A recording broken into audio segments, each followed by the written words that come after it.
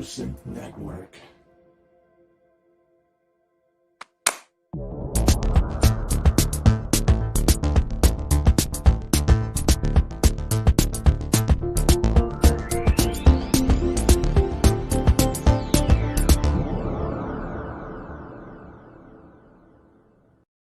And a very good evening to you all, or good afternoon, or good morning, depending on where you are in the world. This is the Pro Synth Network live show. I've completely forgotten what episode this is, 57, I think. So we are here, as we normally are, on a Friday evening, with myself, Ben Simpson, Cryss Synthient, and we are joined this week by the one and the only, needs no introduction, Mr. Dave Spiers. Welcome to one and all. How are you? Let's go to Dave first. How are things in your little studio thing there? Yeah, all right. I'm at home today, home Cool. studio today, and it gets the sun all day, which Yes, it makes does. a change. So it's a bit stifling in here at the minute, but hey, Yeah. good to be on the show. Thank you, guys. No, thanks for coming, and it's an absolute honour to have you here. We'll be chatting with you a little bit about all things G-Force and Mr. Spiers and that kind of stuff later on, and maybe a few news topics as well. Ben, let's go up to the north of England. How are you, sir? I'm very well, thanks. Yeah, I've been working on the band, Yeah, just getting excited. more of the same. Thinking about going into rehearsals, looking for a van. Right. We haven't got a van, so got to find a van somewhere. Get a transit. Got to be a Yeah. transit. Yeah. Or a comma. Do you remember them? Comma vans. think Lovely so, yeah. things. Yeah. Never had a van in a... Oh, actually, no, I tell a lie. When I was playing in the band, we had one of those little Daihatsu things with the engine that was under the front seats, Oh, like a yeah. motorbike engine.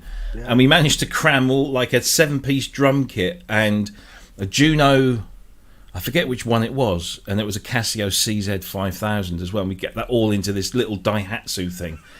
But we had... Because it was it was the kick... sooty van. Yeah, that sort of thing. Our American guests aren't going to understand what that means. But, it was that little motorbike engines, weren't they, or something? And it was just tiny little van. And he was a car valeter, and we used to valet cars for people around here, including the one and only Bill Wyman. I have valeted his Citroen SM, the big Maserati one. Yeah, get Dave excited. And Mandy Smith's Carmen Gear Beetle, which was rather nice, and we won't talk about the seat sniffing. So we used to unload. I had to unload all this valeting gear, and then load up all the gear, and then we'd go and do this gig, and I'd get a little bit beard up because Mike was driving, and then we'd have to unload all the gear and put all this stuff back in so we could go to work the next day. Band vans. What's that? There's a new film, isn't there? Dave Grohl has just done one about bands that travel around in vans. It's on Amazon Prime, I think. All right. Anyway, just throw that one in there. Yeah. Anyway, let's go across to California. How sunny and hot is it there today? I walked outside to walk the dog today, and I was feeling like the motherland, which of course is England. But yeah, so I was happy. But It's yeah, cool, everything's great here. Hello to Dina Perlman in the chat, and Dina's here. yeah, just wanted to let her know that the 2600 is now a permanent fixture in my studio. Real happy about that. And Nice. If anybody hasn't seen the episode with Dina on there, please go check it out. It's a couple of months back, I guess now. Yeah, it was a really fun time. And talking of art-related videos, you've just put one out yourself, haven't you? Yeah. I just tell them the story that I told on here about how I got it. So, yeah, very fun. If you guys want to check it out on my channel. Yeah, definitely. Thank you. Absolutely. Good stuff. Right, let's say hello. Well, all the chatties are there in the chat rooms, the usual crowd. Hello to everyone. I try and go to name you all during, and then end up sort of like spending 5 minutes just going through all these names and trying to keep up which my eyes can't do. But we've got Lisa Belladonna's in the chat room. Hi, Lisa. We've got Wagyu, Martin Tyler, Native Yes, Sasquatch, Inverted Popes. We've got Dina, as we mentioned there, Keith in Watford, Inverted Popes, Andy Dixon's in there, Adamski is in there, and Simon. Hello, Simon.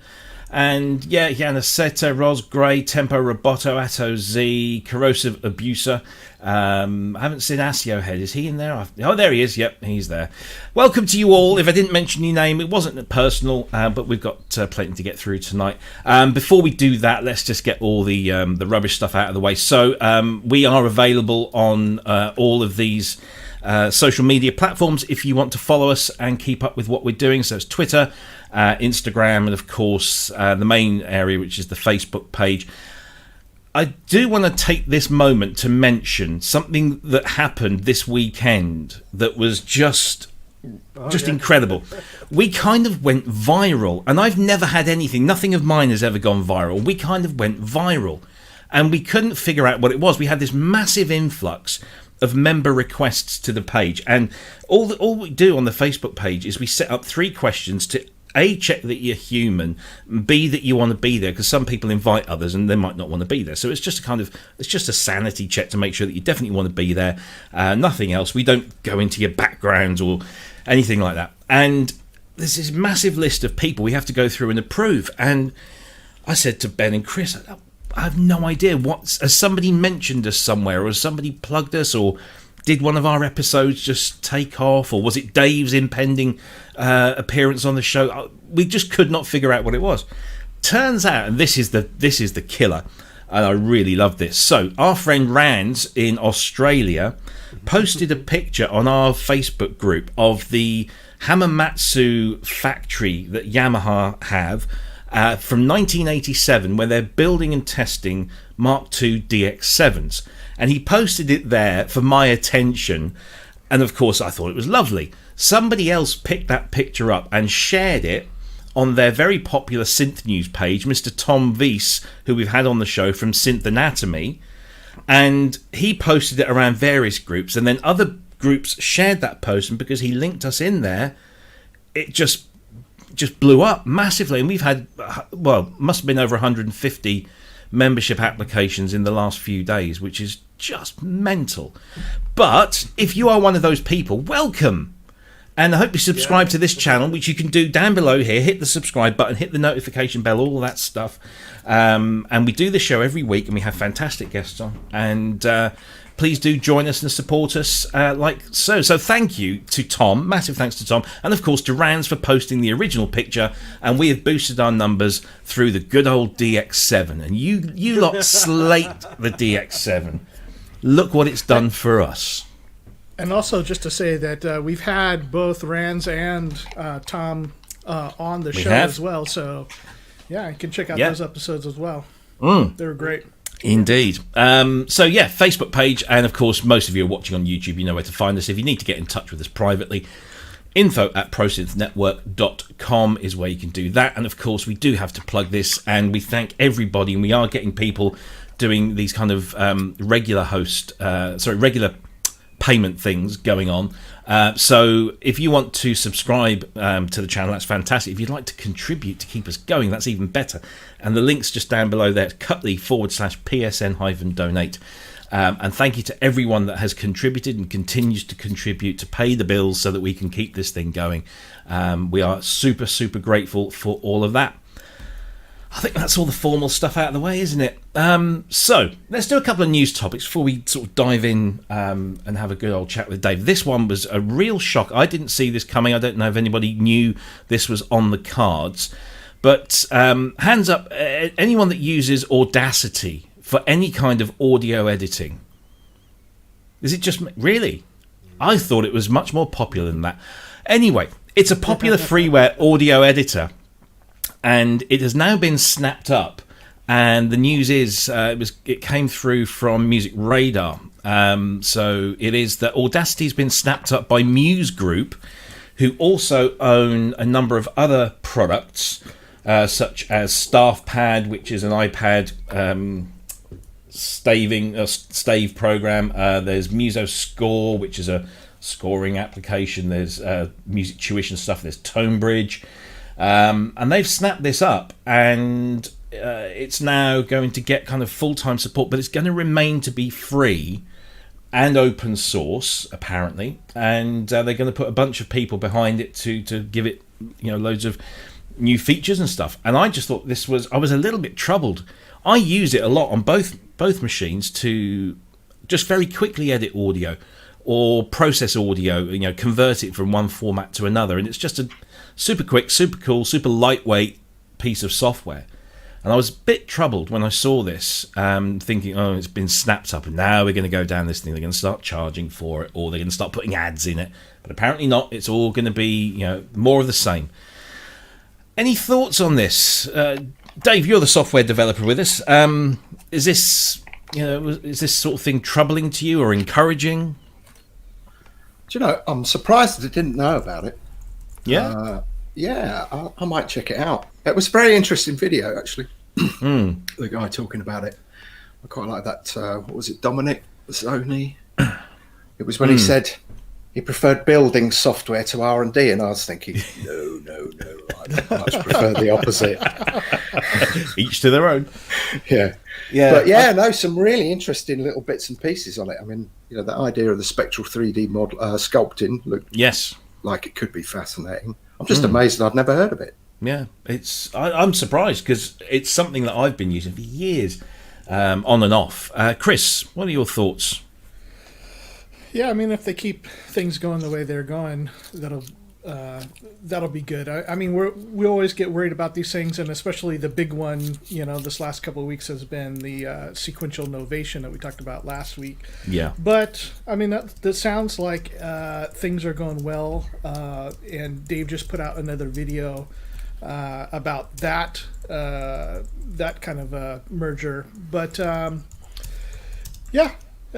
hopefully, when a group comes in, they can bring resources and make the product better. And so I hope it happens here. Yeah, indeed. Ben, you didn't even put your blimey, mate. The sun's coming through your window there. I can barely see you. It's like the second coming. Ta-da. We've got some choirs in the background. He's got some smoke going on in there as well. Brilliant. So your thoughts, Ben, if we can sort of see.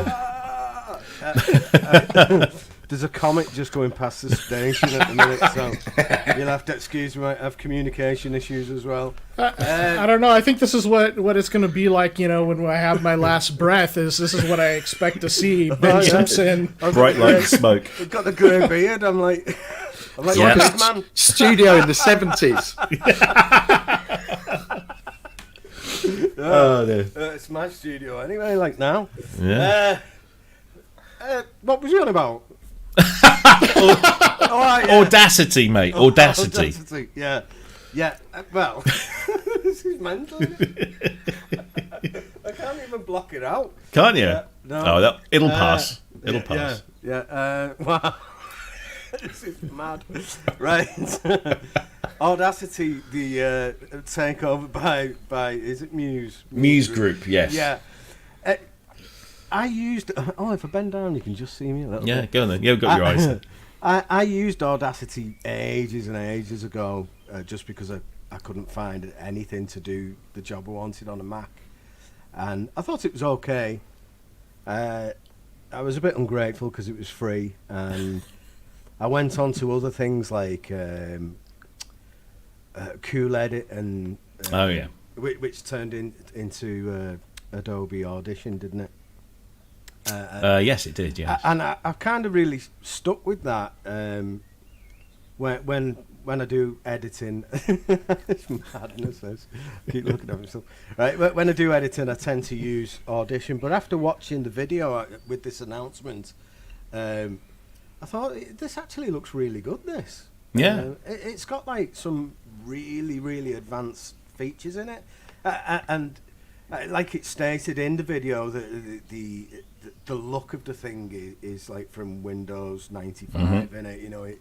It could do with a facelift, but this guy who's got involved in it now, he seems as though he's trying to. They seem a bit set in the ways. They like the home the homegrown look kind of thing, and the reluctance to put any big sort of corporate rebrand on it, on flashy graphics and what have you. But I think it is needed, and I think that's something that they're going to look at. So you're going to have all this great functionality, superb support as well, because the support on this thing, from what I can gather, is outstanding, with the forums and the user groups and that. And something that's going to look half decent as well. I think it's a great thing. It's going to continue to be free, and I think I was getting a bit fed up with Adobe Audition anyway, so I'll make the move over to this as well. Right. Yeah. So great. It's great news. I mean, you can download it now. It used to be on SourceForge, and now if you go to the SourceForge page, it's no longer there, but it directs you here to audacityteam.org. And you can download. And the beauty of Audacity is that it's cross-platform, so you can use it Windows, Mac, or Linux. It's regularly up to date. It's very lightweight. Yep, the user interface is very, very Windows 95, Windows 98 style. But I kind of, in a way, because I've grown with it, it just seems normal. And there is so much under the hood that you don't necessarily see because it's the interface doesn't expose it so well. But it hosts VST, so you can put VST effects in there and have process your audio. It does 32-bit. I use it when I do the podcast, so I'll record the podcast and mix it all in Logic, spit it out as a WAV file, and then do different versions and edits in Audacity, because it's just very quick and easy to use. And I use it at work as well. We process audio in there. Although I must admit now I've bought RX8. I've kind of found myself in that world, and that's a rabbit hole. But this has some spectral features in it as well, doesn't it? From what I can gather. Yeah, I'm not sure if they're in there or they're coming in there, because I've never. Right. Again, it's one of these things. If it's in there, it could very well be that I just haven't found it, because it's one of those things that you do have to kind of dig around to find some of this stuff and read the documentation, which it's the last thing that I do on anything. But yeah, it's very interesting. Audacity is still free, but it's now under the umbrella of Muse Group, and they are promising continued development to keeping it free and to keeping it open source. The other thing, this video that Dave mentioned is this guy Tantacruel is his kind of web name. Never heard of the guy, but literally every comment was like, "I'm so glad this guy is heading this up because he clearly knows what he's doing and has a passion for it." So, fingers crossed. There you go. It looks promising. It does. Yeah. Yeah, the open source thing. I might be sending us off on a tangent here. Just stop me if it's getting a bit ridiculous. But does that mean that people can just mess with the code of that software? Yeah. Essentially, yeah. Well, how do they prevent millions of different versions of it being everywhere with slight differences? How do you keep that under control? Well, as far as you don't. Yeah. So the code is there. You can take it. You can do your own thing with it. And I think a lot of the time the only stipulation is that you have to just give credit to everyone that's done everything else in the past, and you have to, and then you can't then go on and sell it. You can't sort of take an open source thing unless you get licensing and that. Dave, do you know much about this? Not a huge amount, no, but no, exactly what you're saying. Yeah. It's kind of the way it is. So it's good. But this would be what has happened with Mutable Instruments. So Emily had released the software for a lot of those modules as open source, and then that's why you see so many clones, because people have taken the software, have put it onto their clone hardware, and now there's so many Mutable Instruments clone hardware out on Reverb and everywhere else. But that was part of what she wanted to do for the community. Here, you can do whatever you want with this if you want to experiment with it. And then people have taken that software and also have done other modifications. So for things like the original version of Clouds, there's other firmware that you can put on it that has been sort of an evolution of the original. Yeah, it seems to happen quite a bit. And the good thing about it is that if you take a piece of open source software, you mess around with it and it's shit, then it pretty much quickly drops off the radar, and the good stuff does rise to the top and becomes well known. For instance, was it Dexed which is free DX7 emulation stroke editor, got taken on by was it Surge? SURGE, not Surge as in modular, but Surge Software that do that other, and they've done a fork of it, and so it still remains open source, but they've said, hey, we can put something towards this, and I think that fork has now been brought back in to the main development channel, so all their improvements are now just baked into the latest version. So it means that people who know what they're doing can go in and fix stuff and make it better. So it's all cool. There you go, Audacity. For those who have never tried it, and I'm surprised that there's nobody, or there are people that haven't, because it is free and it's pretty good. But go out there and try it. AudacityTeam.org is where you can go to download that now. Let's talk about this, because we've got a guitarist in the room, and so I'd like to get to hear his thoughts. You don't play guitar, do you? No. I was just saying, I have to redefine that and say we've got a decent guitarist in the room, and not so. But this, I can't play guitar. I tried it when I was very young. My fingers are too fat and stubby. I can't stretch. I can't do octaves and stuff. I even tried bass. Couldn't do that. So I like to get my guitars synthetically, and one of the ways that you can do that nowadays, of course, is with scripted sample libraries. And this is a new one from WavesFactory. We've spoken about these guys before, some of their plugins, but they also do contact libraries. And this is their new one, which is called, very simply, Strum Guitar, which is a collection of 4 guitars. There's a couple of acoustics, a couple of electrics, with real strumming patterns, built-in chord recognizers, and a sequencer. And it retails for a very measly £43, currently, or normally £69. And this has just come out, and let's have a quick listen to what it can do. Let's see if we can get to. So you've got your. So if I play a simple C chord, you'll see I'm holding down those 3 notes. Now I've got a couple of different options. The first option are this bank of notes right here. Okay, these notes will trigger some rhythm strumming patterns. So if I hit it and hold it, if I change the chord,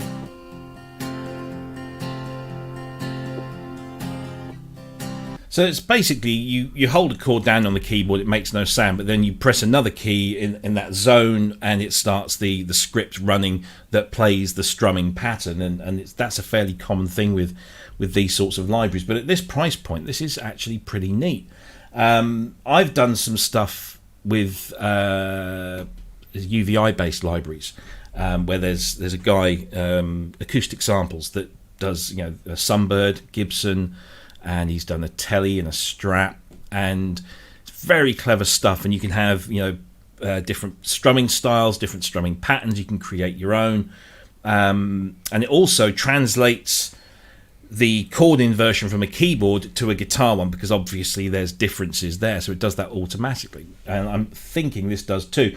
But let's go to our resident guitarist in the room, Cryss. What do you think of? Do you feel like you're going to get put out of a job here?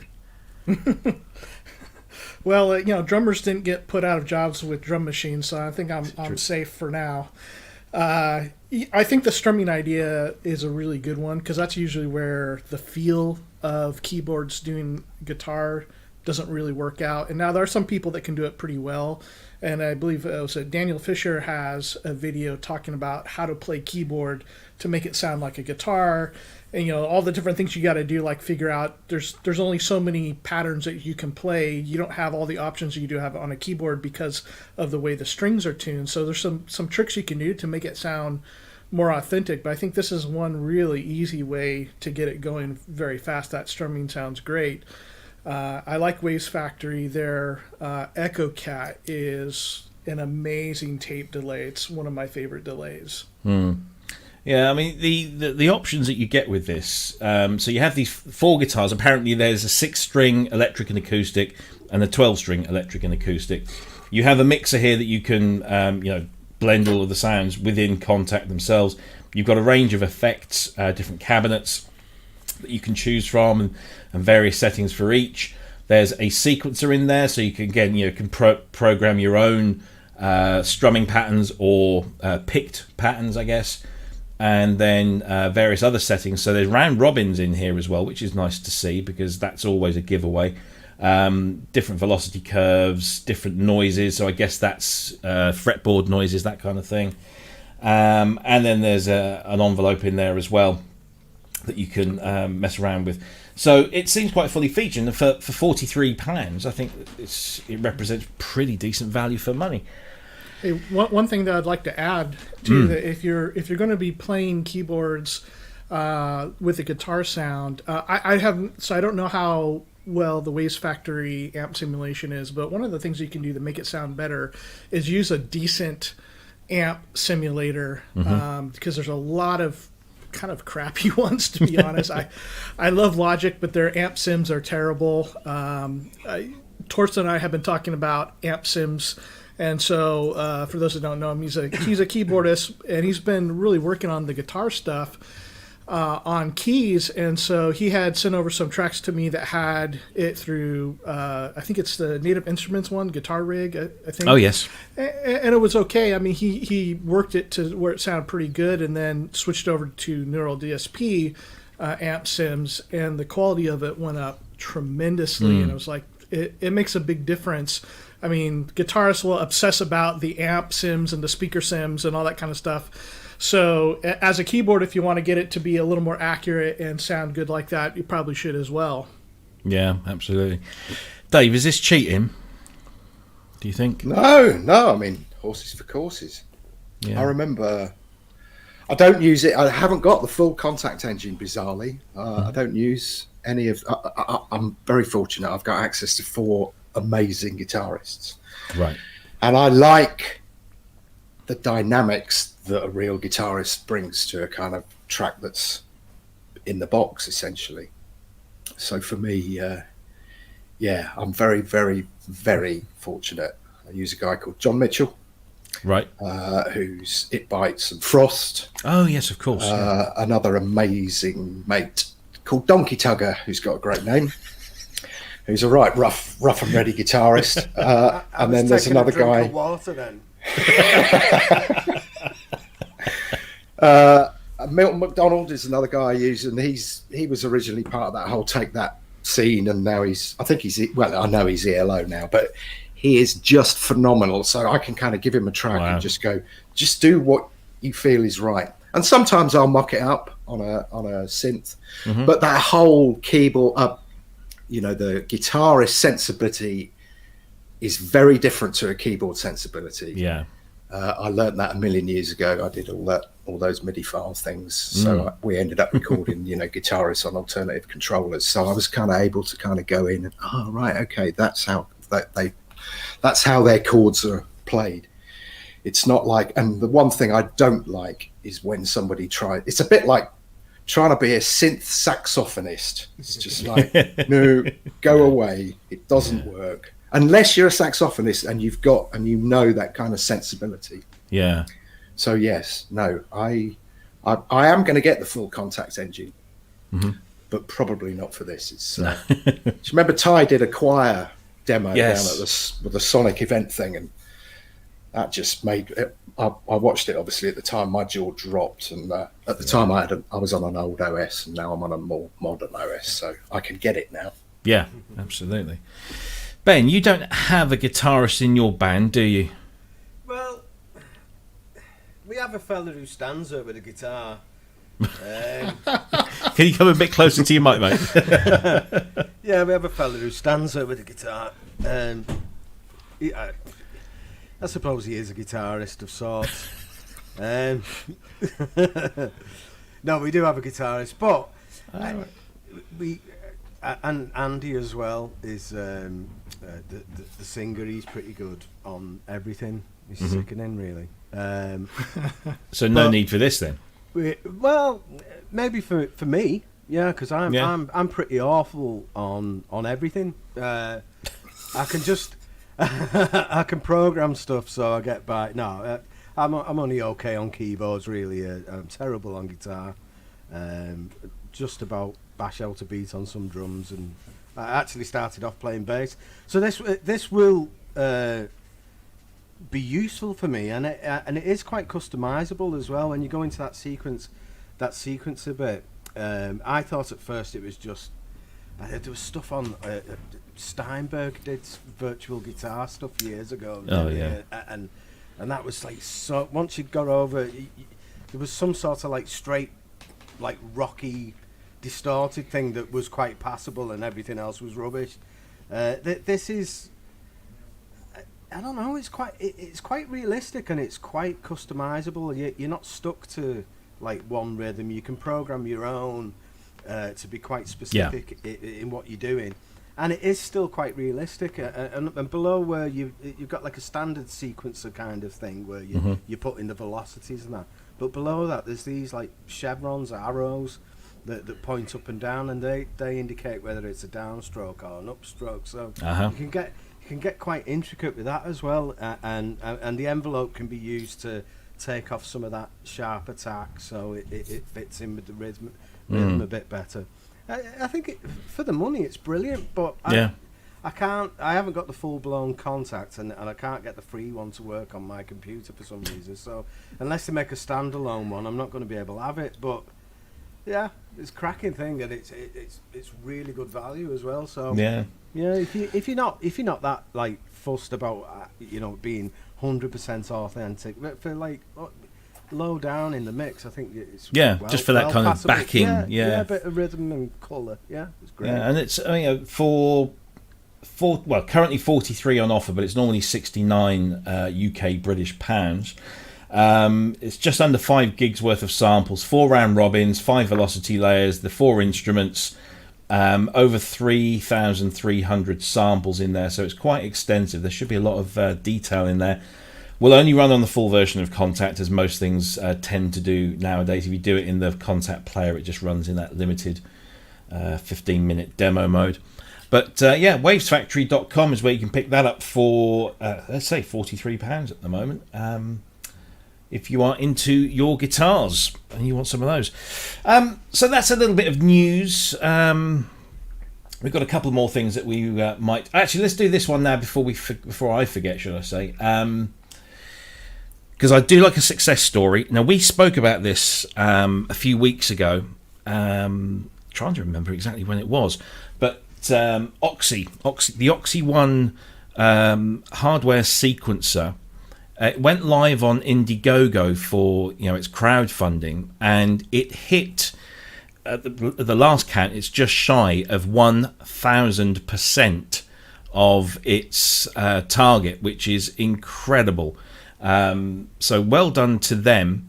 They've raised 171,500, 988% of their fixed goal. And so you can go on to here and you can order your Oxi One sequencer for 24% off. So you get it for £460 or €530. There's another offer there if you want to buy 2. If you're not familiar with what this thing does, let's just remind everyone, because we did speak about this, and we thought this was a rather nice thing. Let me just bring the video up here. And oops, where's my mouse gone? There it is.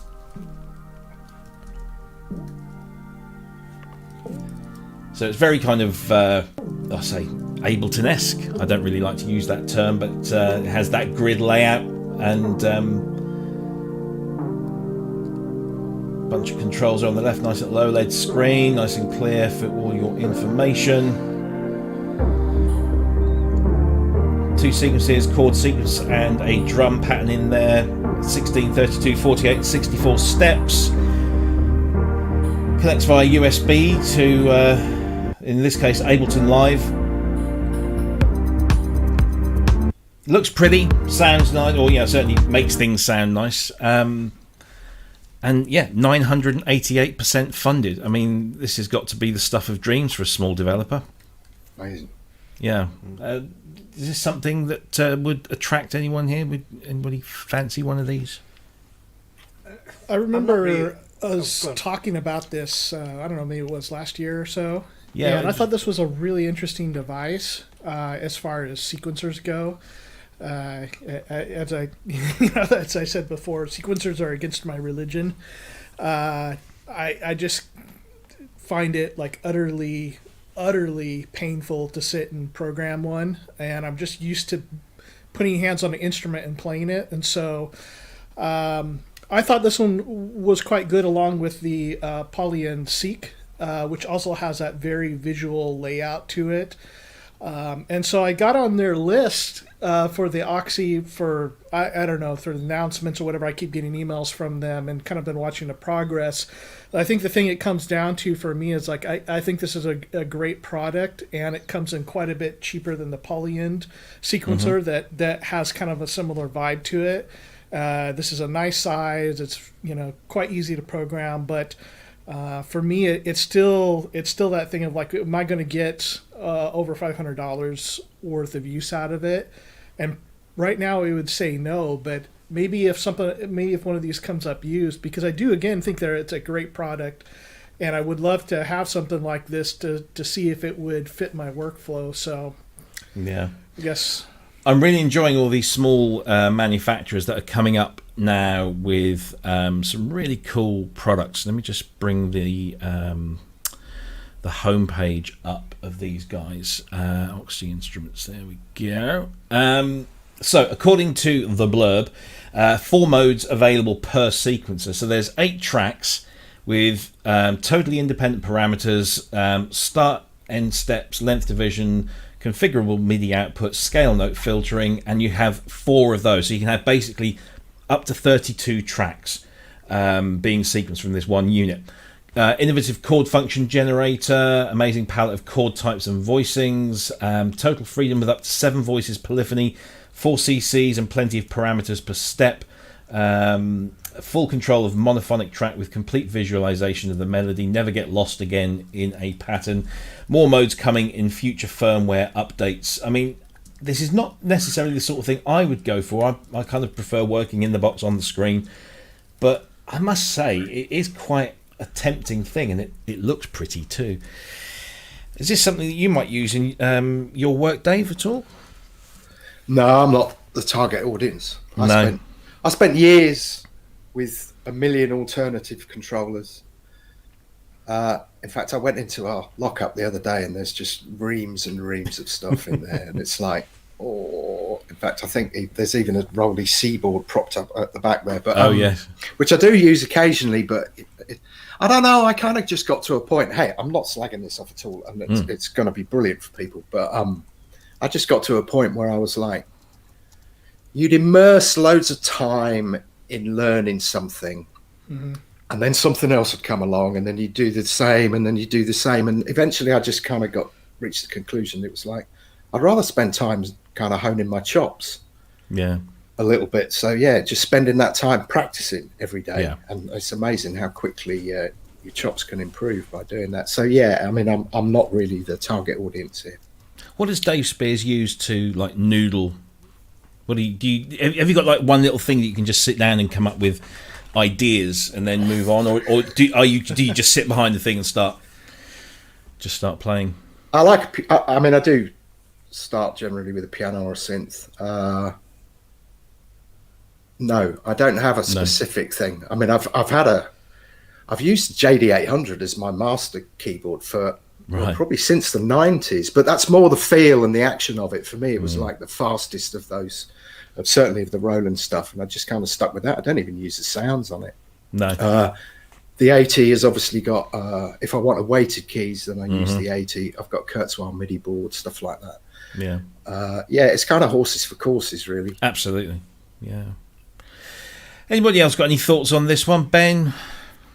Well, it wouldn't be much use to me in what I do mainly musically, which is recreating stuff. It'd be it'd be like the long-winded way around of doing anything. But I think working on original stuff is an alternative source of inspiration. It might do something. Yeah. What do you use live for software sequencing, or do you? Cubase. We just use Cubase. Oh, right. Live. You're brave. You know what? It's never really gone wrong. No. No. instances that something has gone wrong, it's usually been because of alcohol, not not by programming, really. So, yeah, it's been quite reliable. I wouldn't. It'd been this thing would be no use to me live. No. I don't think. Because I always thought Ableton Live was, not just because of its name, but it was like kind of the choice. I mean, I haven't played live for decades, so I wouldn't know. But is that not your thing, or have you tried it and just didn't like it? It's like we were saying last week with Ty. It's like I'm so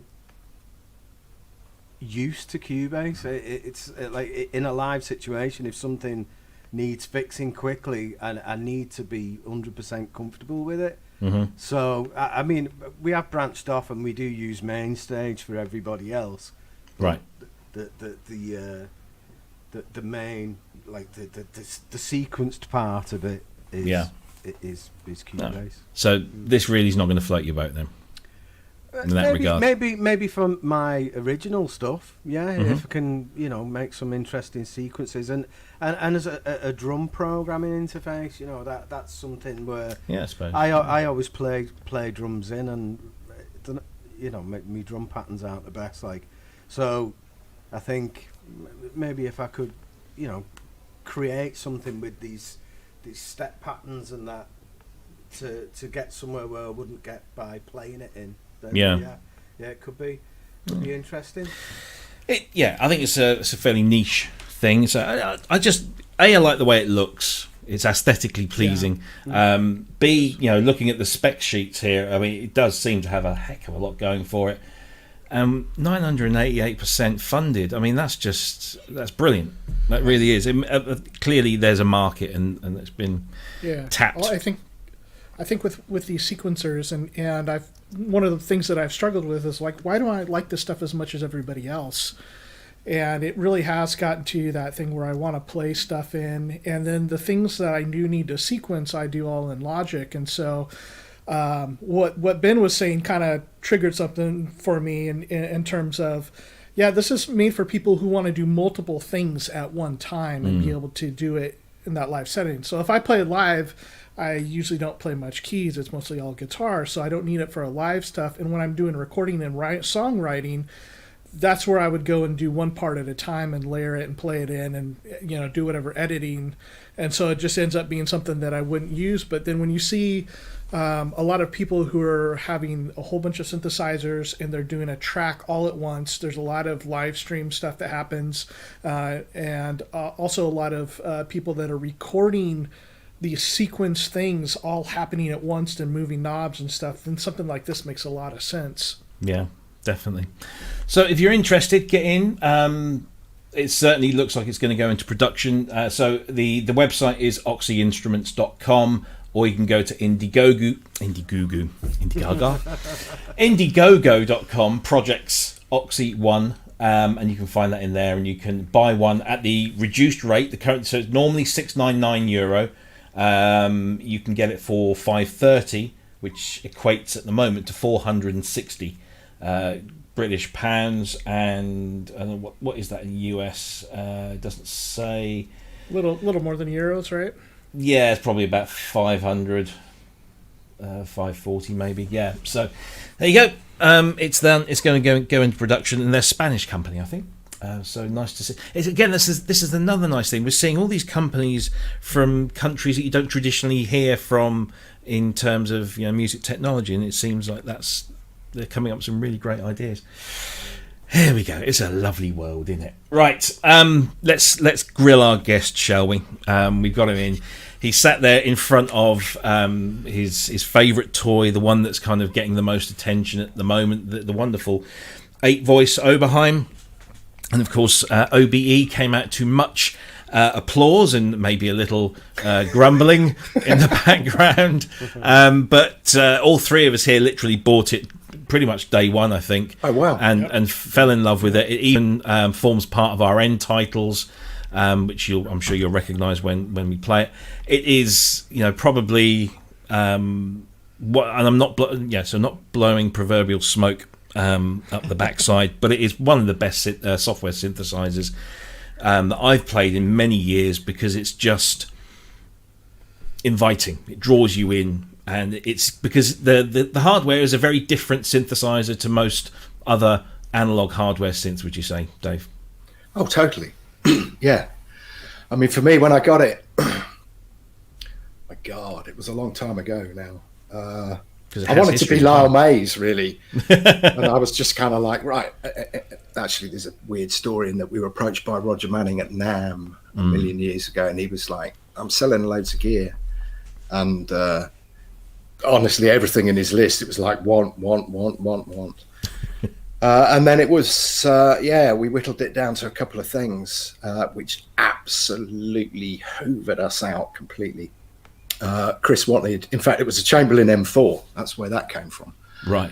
And Cryss was absolutely desperate to buy that. And as kind of half jokingly, I said, well, if you want that, then I want the 8-voice. And then a few weeks later, he said, your 8-voice is on the way. And I was like, whoa.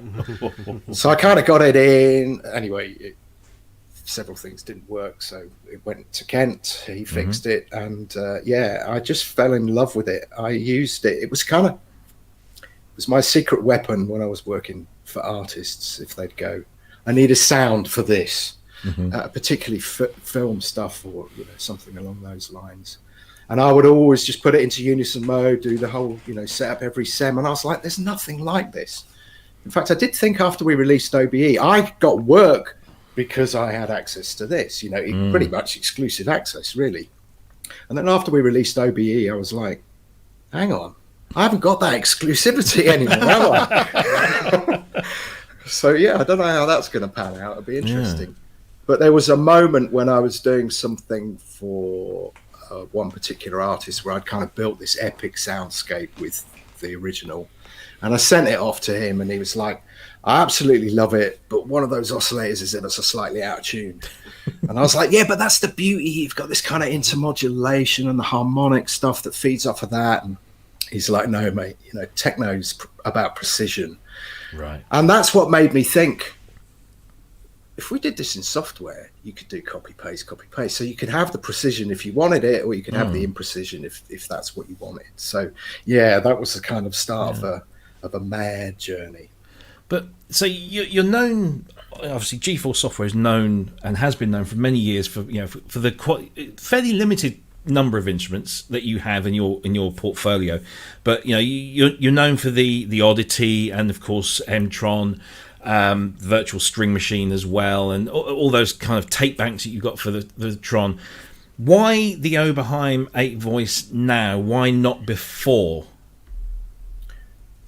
To be honest, I'd been trying to persuade a couple of programmers to do it years and years ago. But once there's a couple of issues here. First of all, Tom didn't own the trademark, and it was complicated. In fact, we started work on a kind of SEM stroke OB8 hybrid thing with a little bit of expander thrown in. And the old boys amongst us might remember I accidentally, on purpose, maybe put a picture of that. Well, actually, I pulled it up at NAMM at one point when Nick was filming me. And that was amazing. It was literally like 3 frames. Oh, shouldn't have shown that, quick, turn it away. And obviously all the forums were like pouring over this thing, debating whether it was JPEGware or real. It didn't sound right. And for me, that was the absolute key. It just didn't sound right. And I had some discussions with people, and they were like, just stay away from the Oberheim mark.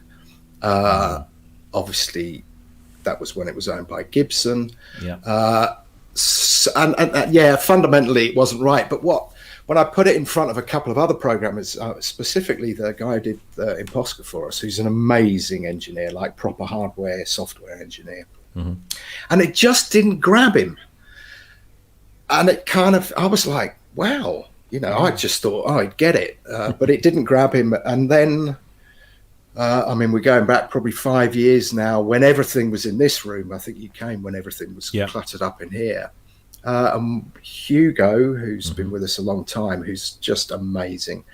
He used to come up kind of once a month and point at a synth and go, right, tell me about that. So I'd be like, Cat, 2044 filter, SSM filter, blah, blah, blah. I'm talking through stuff. And then at one point, he'd probably been up a few times, and he said, if there's one thing in this room that you'd want to model, which would it be? And I was like, that, and explained the reasons why. And originally, I asked him to scope the oscillators, scope the envelopes and stuff like that, and we thought, we'll get perhaps somebody else to do the filter, because the filter is obviously the really major thing.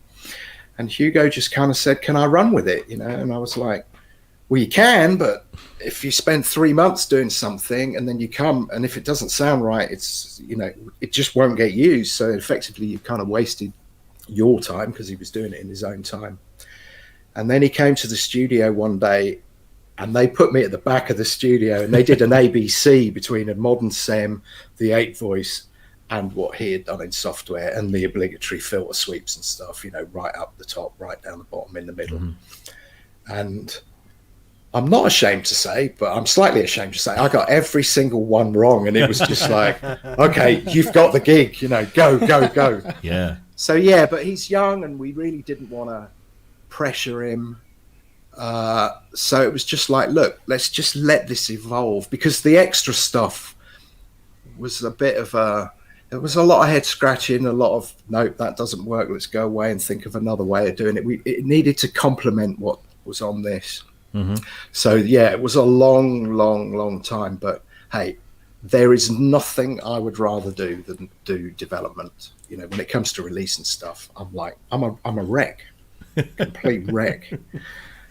I mean, you've been off the grid for a while now, haven't you? I mean, we've not seen you on various shows, and I guess this is because your head's down in development and preparation and marketing and all that kind of stuff. Yeah, there's a lot of changes that have gone on in the company, all really good and really exciting. We've kind of grown the team significantly over the last few months. But one of the reasons why this took so long is that this is part, I think I said at the time of the release, we've been working on some tools, and I can't go into detail as to what they are, but they're really, in fact, it's quite funny because the team wanted to do a proof of concept with something very simple. And I was like, no, let's do something really complicated, because then we'll know, if it works or not. It would be baptism by fire, and if it hadn't have worked, we wouldn't have released it. Yeah. But we just got to this point, and it was like, I mean, obviously we've done tape banks and stuff over the years and updates to instruments. I mean, we keep the roster small because obviously, whenever you release something, it's a kind of lifetime of support. So you've kind of got to pick really carefully. So tell us a little about a bit, and I know it's been spoken about a lot, but obviously when you put this out, and I remember scrolling through the website and seeing Mac, and I'm thinking that's okay, but I didn't see a PC, and it didn't click with me until a little while later. There was no PC version, and I've got to admit, I thought, blimey, that's a bit brave, to put it politely, but there was reasons behind that. And it's been spoken of, as to why, and you've gone to great lengths to kind of clarify those reasons. Was that a huge shock to you that there was such a backlash, that there wasn't a PC version at launch, and that your explanation mainly appeased many, but still there are others that were disgruntled? It's interesting because we knew we'd get some stick for it, but like I said, this is what we needed to do, was prove the concept with the tools that we've spent. I mean, honestly, 5 years on, that's kind of why we've been so quiet. So it's like, let's put this out as a Mac only. Let's see what the reaction is, because now we can introduce those tools to more commercial tools. We knew that was going to be a ball ache.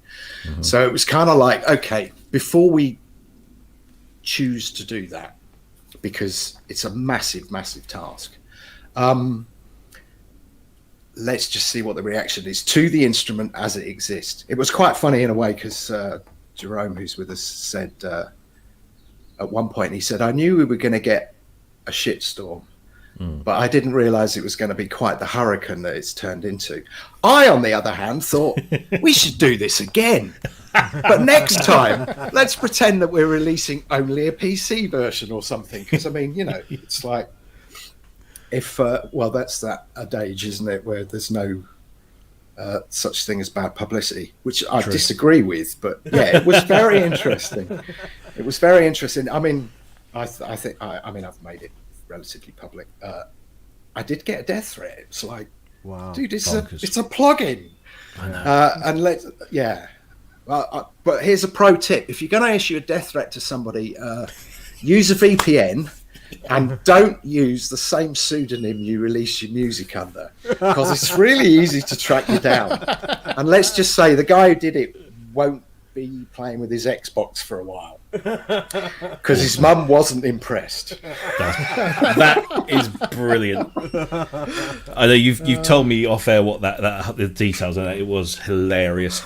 But it's funny because I don't want to dwell on this too much longer. But the thing that troubled me the most was Hugo getting a load of grief, and that was I found you know you've been in the game so damn long, and you've probably got the thickest of skins, and you couldn't give a flying doodah. But Hugo's this young, ambitious, and clearly incredibly talented individual, and you must have felt rather protective of him, and that must have been a lesson, I guess, to have gone through that with him. Yeah, it was very interesting. I said to him beforehand, look, when I said, look, you're infinitely smarter than I'll ever be, but I've got to give you the benefit of 20 odd years worth of experience. Don't read the forums. Number one, don't read the forums. Number two, don't read the forums. Number three, don't read the fucking forums. Number four, don't read the forums. If there's an issue with the instrument as it exists, you need to be ready to address that post-release, because that's really vital. But don't let any of this kind of noise interfere with what you're really, really good at. There was a time he heeded that advice for a time. I think what I was kind of most concerned about, I mean, I think I said it to you, I just read this thing about, I think it was Southampton or somewhere, where the angry mob had burnt down the house of a paediatrician because they thought he was a paedophile. And I've kind of removed myself from the whole. I do a little bit of social media, but I don't do much because there's too much noise. Yeah, and we've all got stuff to do. But I kept thinking, if you took any one of those people individually and explained the difference between a paedophile and a paediatrician, they would understand it. But it's this kind of, the mob gets whipped up. So I was a little bit concerned about how that would affect Hugo's psyche. But also I'd done that video saying about, because Hugo was so immersed in this as much as me. And I thought it would be a really nice thing to kind of champion him, because he was so dedicated. Every single thing I threw at him, I used the builder analogy. Instead of going, oh, mate, it's going to be a nightmare, he'd just go away quietly, and I wouldn't hear for a couple of weeks, and then he'd come back, and it was just like, wow, he's done it. There'd be a little bit of tweaking. So after I put that video out, I suddenly, and then we got the furore afterwards, I was like, maybe that was kind of a mistake of mine not to kind of name check him. So yeah, I was kind of beating myself up over that for a bit. But hey, he's a smart guy. He's learnt. No, good on him. And for those that haven't already got it, it is available from gforcesoftware.com. It is £149. Available now. There's the website. Lots of demos, lots of explanations about the history and how to use it. And I think we can all agree that it's one of the most exceptional software synthesizers on the market today, at an incredibly attractive price point. And it sounds amazing. And I'm Mr. Digital over here, and I'm falling in love with this thing. It's absolutely brilliant. So yeah, and there's a demo version. So try before you buy. Guys, have you got any questions you want to throw at? I'm going to open a beer at this point. No way! I think I've got a can of Guinness somewhere. Oh God, don't, because he spills it over his Mac. Chris, Ben, anything you want to ask? When we were talking about that other thing before, that hardware controller, and we touched on that, I was thinking about GeForce and hardware controllers, and Mac in the chat also asked me to ask the same question as like a little USB SEM unit that you could use with the OBE. It'd be pretty cool, wouldn't it? You know, and I know you tried something for the Imposca a while back, an hardware controller for that. Is that something that you're never going to touch again, or something that is interesting to you? I don't know. I mean, the Imposca one was that was really fascinating because a million years ago, you know, Cryss and I did that little Fat Boy MIDI controller. Yeah. thing. I mean, it was kind of the first MIDI controller out there. Yeah. And that did really well. And we'd always, my issue with the Fat Boy was that there was no direct correlation between the position of a knob on the Fat Boy and the knob you were trying to control on the screen. So there was still this kind of translation process, which obviously you don't get with the hardware. And at that point, we were contacted by, well, one of them was Kent and the other one was Richard Lawson, saying that they wanted to try and make a hardware controller. And I was like, in fact, they said, you know, is there something you're working on that perhaps we could kind of do it along those lines? And we were working on Imposca 2 at the time. So I was like, yeah, this could be amazing. You know, this kind of one-to-one correlation. So you kind of feel it more than constantly making these visual these visual comparisons. Yeah. It's an amazing controller. I think, unfortunately, the price was bonkers. And I had said to Richard at the time, it kind of needs to be this price point, and then if you want to get it into dealers, you got to work out the margin, and then you got to knock off the VAT and whatnot. Yeah. And I think Richard wanted to build a kind of, I mean, it feels like a T8. It's like those knobs are amazing. In fact, I was using it yesterday. It's amazing. So yeah, I know, you know, that it wasn't an amazing experience for them. Plus, we'd had one originally built by, I can't remember the guy's name. It's a German guy.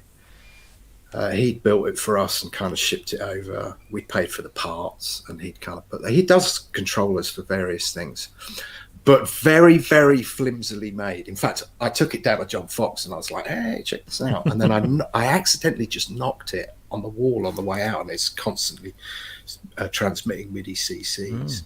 But the whole thing came from, I kind of helped set up that Ultravox reunion tour, you know, when they kind of, reunited years ago.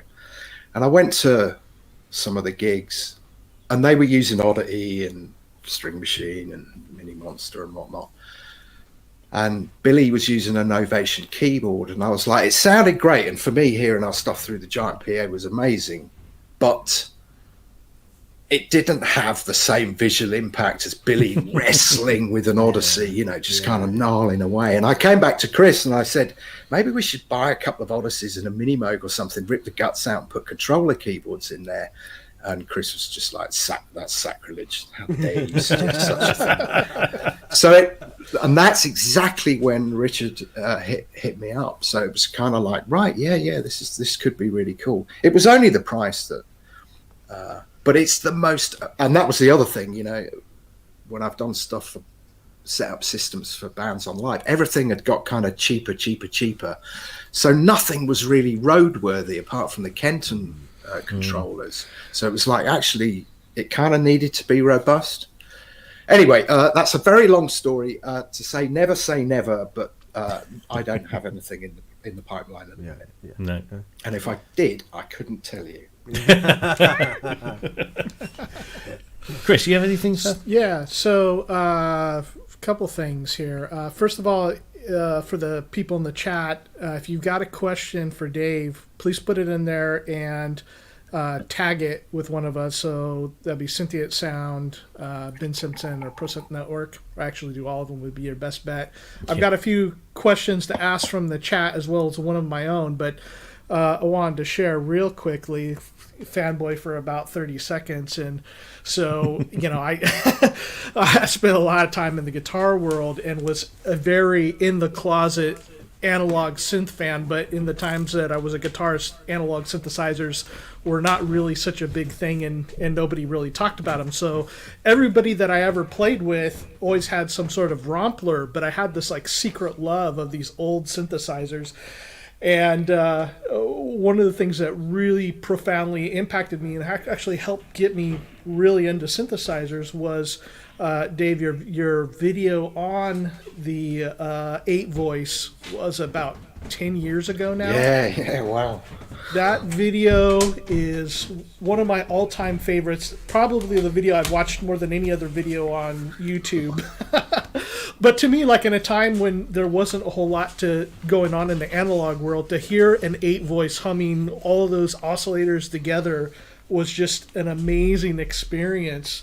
And so I've gotten a couple other friends into synthesizer too, and the first thing I sent them was that video. Wow. And from there, I mean, MTOM Pro is absolutely amazing. But the thing that all these years I had been wishing for, and before OBE was released, Ben, Robbie, and I have been talking like, wouldn't it be great? Wouldn't it be fantastic if Dave did an 8 voice? And then of course when OBE came out, we were just absolutely amazed. And it was one of the, sometimes people say when they sit in an art gallery that they're moved by the paintings, and I've never really felt like that. I'm moved by music, but as far as like sitting and playing a synthesizer, I mean, I love my Moog 1. That's my favorite, but it's a crazy thing to say that even amongst my other synthesizers that I have, that my second favorite synthesizer of all time is OBE, and I think that's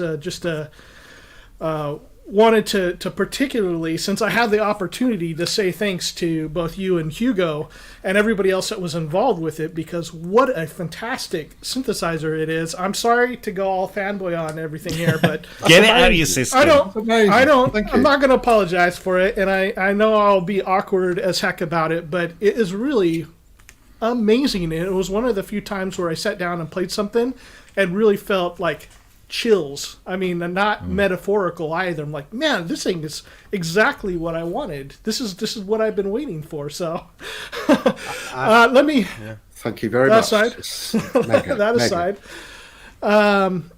so a couple of questions here in the chat. Native VS asks, has there been any comments from Tom about OBE? It's Tom Oberheim. Not directly to me. I can't really say. I wish I could talk about it. No, I can't say anything. I haven't heard directly from Tom. Put it that way. Yeah. I've heard second-hand info, which seemed to be all good. So, yeah. Yeah, and I can't go into detail. I wish I could, but I can't. Yeah. So another question, EMX Gold asks, has there been any correspondence with NVIDIA over the GeForce name? And I think that software, or that their cards are GE Force. Yeah. Spelled GE. Yeah. No, nothing at all. We occasionally get support messages for, there's some kind of chip that you can put in cars in America that's supposed to make them faster and more efficient. And occasionally we'll get emails saying, I can't fit this in my Toyota something or other. You guys suck. And when me and Cryss did support for years, and Cryss would always reply saying, are you a drummer? Which always cracks me up. There must be somebody who's tried to install OBE in the car. There must be. Hey, with the Teslas and stuff having all that software, maybe we'll get it someday. Well, instead of the sound of an engine accelerating, it's the sound of a filter sweep as you get faster. Oh, maybe. Yeah, that would be cool. Electric cars. That'd be quite cool, that. Yeah. Until YouTube block it, or put copyright claim on it. Yeah. I think the worst thing about that was I kind of thought, what is this thing? So I kind of did a little bit of research, and there was loads of forums, and whatever this chip is, there was loads of people going, it's a scam, and I was like, oh great, okay. So yeah, that's the only thing. Yeah. We occasionally get people saying, oh, the driver doesn't work on my NVIDIA, something or other, but yeah, it's just support. Yeah, it'd be interesting to know if NVIDIA have had any support calls about OBE or Imposter or something. Now that would be cool. That would be really cool. Yeah. So there's still some more questions coming in, but maybe we'll hit those in a little bit. But let me hit one of my own here. So with all your experience on the 8 voice and time spent on it, and of course all your time spent with OBE, when those of us that are getting OBE, there's a lot of great presets in there. That's something that I rarely say about any synthesizer. But there's been a great job by the sound designers putting really usable presets in there and really amazing sounding stuff. But for you yourself, Dave, what advice would you give? What tips would you give to people getting into OBE and the mindset of playing an 8-voice as they sit and program it and make sounds? What advice would you have for us? I think initially probably just use it in group mode so that, everything latches to the same parameter value, and then just do group mode and then get out of group mode and just start to mess with the individual stems, because there's some real beauty in the imperfections, I think. So yeah, I'm kind of, I don't know. I mean, for me, there were just moments when we were obviously in development. The big thing I wanted was the unison. And I'm going to be really interested to see how a kind of another generation uses that doesn't have the same baggage as me wanting to be Lames or Chick Corea or Larry Dunn or something. That kind of happened with the Tron. When we originally released the Tron, we got loads of CDs from people with kind of their own prog tracks, and both Cryss and I have worked with the original people, and we were kind of like, it's nice to get, but it didn't kind of turn us on in any way. And then all of a sudden there was this kind of another generation who started using the Tron sounds. And when we got those, it was like, wow, because they didn't have any of that prog baggage. I mean, there's two people. There's a guy called Puta, who I was still very friendly with, but met on KVR. He sent us stuff through, and the way he was using it was just so it was so different from how I would have used it. And then this band Harmonic 33, which is kind of a guy called Mark Pritchard, I think he's a kind of producer now, and Dave Brinkworth. And when they sent us, that was very kind of Bristol trip-hop, and it was like, this. For me, that's really exciting. So, yeah, I mean, really with OBE, I would say, yeah, group mode, get your overall sound, get out group mode, start experimenting with the individual stems, but then with that VCO3, when you put that, I mean, with the FM capability it's really interesting. So I'm going to be really intrigued to see what people come up with. And we've had some people send us some patches in, which have been, some have been amazing, actually. It's like, so yeah, for me, that's the kind of exciting part. Yeah. After the release. I hate releasing anything. But we're glad that you do. Well, yeah, it doesn't happen often. Yeah. Interesting question here that Mac has brought up in the chat room. I want to ask this one because it's one that I was going to kind of put to you, and that is, would GeForce, and he spelt that wrong, he spelt it the NVIDIA way, ever do their own synth design rather than emulating classics? And basically my question was going to be, is there ever going to be a GeForce own brand synth, your own idea, your own concept? Yes, probably. Okay. Highly likely. Yeah, it was interesting. It's a kind of double-edged sword, really. I mean, look, I'm completely obsessive about the old stuff, and it's not just the instruments; it's the backstories. And, I mean, even when we did String Machine, it was like Kasabian had asked us to source Selena for their tour. We got them one. It was like, what, you're going to tour with this? It's really heavy. It's fragile. Hang on a minute. Maybe we could do something here. And then I spoke to Gordon Reed, who was doing the history of string machines. And then when we found out that Ken Freeman was involved, it was like, so that just sent us off. And every synth, even the Minimo, Mini Monster, that wasn't, Bob really wasn't keen on doing that. So it's these stories behind the synths that kind of really attract us. I really like the idea of doing something that's kind of, maybe it might have a vintage flavor. I think that's probably just because of my age or something. But we worked on with Iris, with Isotope. And that was really exciting for several reasons. First of all, they're incredibly smart, and we knew in every meeting we had, I was just thinking, Jesus, we're like really dumb compared to these people.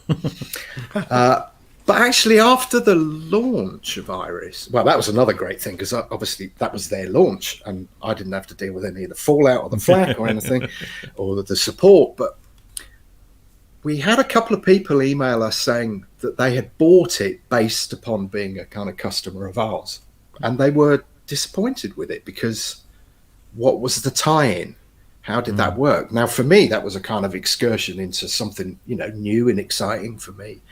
So I don't know. We've got to kind of strike the balance, right? But I would like to, there are ideas floating around at the minute.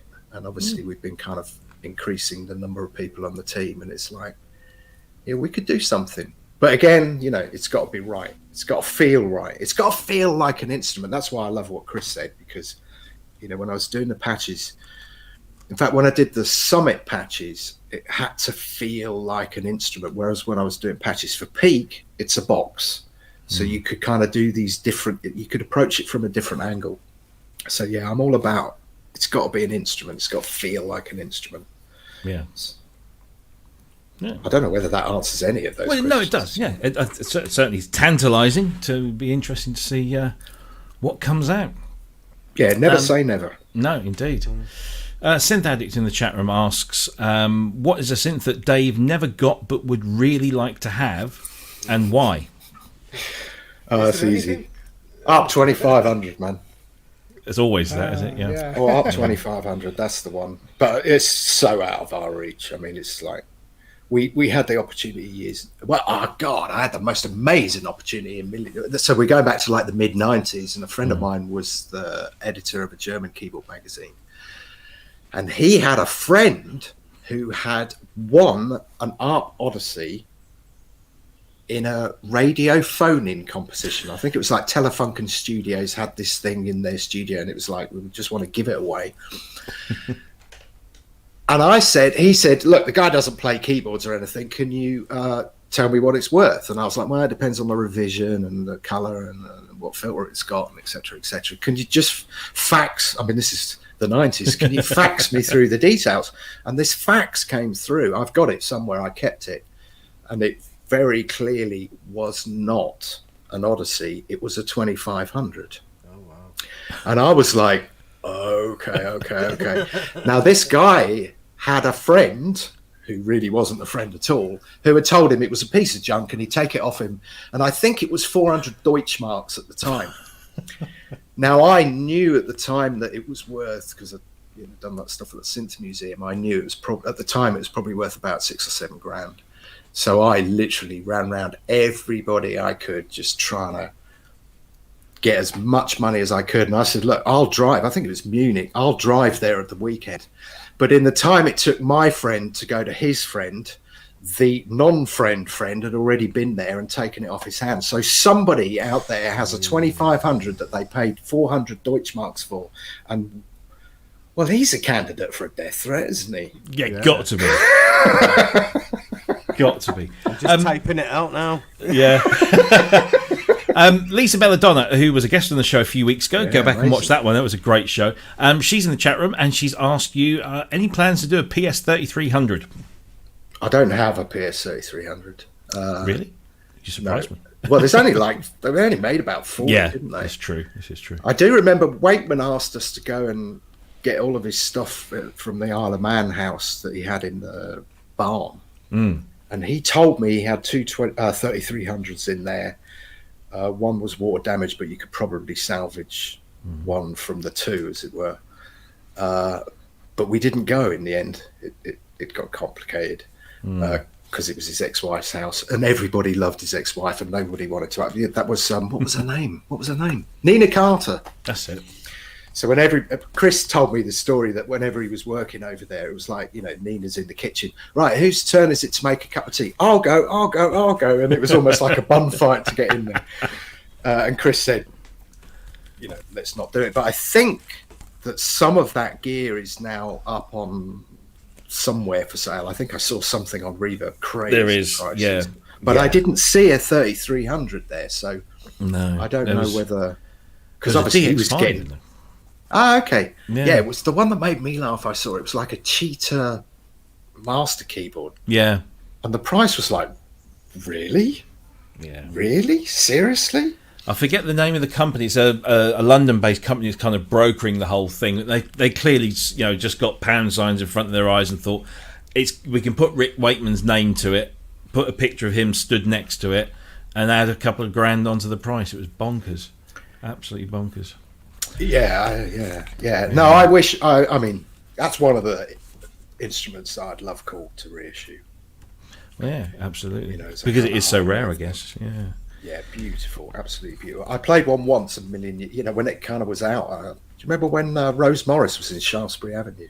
Hey, I'm going back to like the late 70s. Vaguely, yeah. But I remember playing on that. They had a 32 and a 33, and it was like, this is something. Yeah. But yeah, the chances of us getting one of those is somewhere between 0 and 0, I'm afraid. I know Cryss has had his little love fest. I'm going to just kind of do one of my own. Remember that? Whoa! That's all my mates on there. Twiddly bits. Wow! And there's that one. Wow. That's what spawned Fat Boy. Yes, and when I just remember it was like when I first saw you on like Sonic State, I thought, do I know that name? Because these manuals, the little like 8-page manuals, were really useful. And of course, you guys can. It's probably too bright, but on this disc is data programmed largely by Dave Spiers, who, in addition to being the co-founder of Keyfax Software, just happens to be one of the UK leading programmers working in this field of music. Yeah, right. And that was, 95, was that? I don't know. I guess so. It must have been around there. Yeah. That was mad. How that came 96. about. It was just insane. I love the funk one because they're all my mates. That's like my brother-in-law and my old funk mates that I was in bands with for years. Shane and Cyril, who's now called Barama or something. But yeah, amazing. That was such a bizarre... So I toured with bands, and then obviously the recession kicked in the 90s, the very early 90s, and that just decimated. Both Cryss and I were like, we were earning quite a lot of money. And then there was just no work. It was the Gulf War, artists were afraid to fly. There was just nothing. I went from earning like $1,700 a week to being on a tour for 250 quid a week just because I wanted to keep working. It was brutal. I mean, it's kind of reflective of what's going on now in a way. But I got in with Julian because Cryss was godfather to Julian's son, Julian Colbeck. Yep. Julian was doing the Keyfax books at the time, needed a researcher. So I did Keyfax 4, 5 and Omnibus with him. And actually, it was great for me because what had happened was he'd done his backing, so he was laid up in bed, and he wrote for Sound on Sound and various other publications. And he's laid up, he's giving me things like E3 XP, tell me what it does, and then he's trying to write it crippled in his bed. And we were obviously doing a Keyfax books at the time, and he gave me on one occasion a Richard Clayderman song MIDI file disc and went, here you go, here's a sound canvas, go home, tell me what you think. And I just went back in the following day and just went, this is everything I hate about electronic music. I mean, the review's going to be really short, just shit. But he had a really interesting question, and he said, is that because it's programmed in? And would it make a difference if we put the real or the proper controller in front of a great guitarist or a drummer? I mean, the analogy he used was like, if you gave Clapton a really shit guitar, would it still sound like Clapton? And we were like, yeah. Mm-hmm. So we got MIDI guitar, MIDI bass, MIDI everything. And we called in fact, Julian had done the ABWH tour in... I think that finished in 90, and the guitarist that I used was on that tour, Milton McDonald, who's never dropped a note in his life. Everything he plays is just like Goosebump Central. So we put a MIDI guitar in front of him. He played these riffs. We recorded them in I think I was using Notator at the time, and obviously you've got the pitch bend range issues, but if you set it to multi-channel and do +12, and then I edited it, and it was like, this is actually really good. At the same time, I was oh, you'll love this. I was working with a producer on loads of gay high energy disco tracks for clubs. And this guy was a phenomenal producer, but they were all like high energy cover versions of other tracks. But he didn't know about, he couldn't play really, but he was a great producer. So I would basically transcribe the parts. And I remember going, he had this amazing little studio in Nomis. I mean, it was a real crack working with him and the guys. And I'd taken some of Milton's guitar MIDI file stuff in. I put it in an S750 with some great guitar samples. And of course, the great thing was, obviously, sample RAM was really expensive then. Plus, it was a sample, it was very static. The great thing with MIDI data, if you've got the sensibility of the player, you can change individual notes, you can change the tempo, you can do whatever you want with it. You can change the sound. And I remember this producer walking in and going, "What's that? More of that, please." Actually, it was more like, "What's that? More of that, please." I told him what it was, and he said, "You should sell this." Anyway, I went back to Julian and I said, "I've just had this really weird experience up at Nomis with this album thing that we were working on. And we just kind of amassed loads of different MIDI controllers and recorded some really, Bruford on MIDI drums." Yeah. Gavin Harrison as well. Yeah, Gavin was amazing. Yeah. And then we kind of had this moment where it was like, this really works. So do we sell a few at a lot of money, or do we sell a lot for a little bit of money? And we were like, no, we'll go for the latter. And we blagged this. It's amazing how all these things interlink, because we blagged a bit of space on, I think it was Keyboard Player magazine. It was kind of a bit of a home entertainment magazine. And it just went nuts up at one of the MIDI music shows at Wembley, and it just went nuts. And we were like, we've probably got a business here. At the same time, because we were using the Sound Canvas as a reference point, Roland UK had no database of customers. So they came to us and said, we'll have 500 of each of the volumes, and we'll use those as a giveaway to attract people that we could then put on our database. So we were like, that kind of kickstarted us. And then it just grew and grew. It was crazy. What was bizarre is that exactly that very first MIDI music show, I didn't know anyone in the industry, I had helped Underworld with Dub No Bass. And I'd lent them some keyboards, in fact, Bass Station Serial 1, because Julian had it for a review. So it's like, hey guys, borrow this. And they brought it back, and they weren't doing any interviews at the time. They refused to do them. They brought it back, we went for a cup of coffee, and the then deputy editor of Future Music came up to me and went, was that Underworld you were with in the cafe? I was like, yeah. Don't suppose you could get an interview, could you? I was like, yeah, no chance, mate.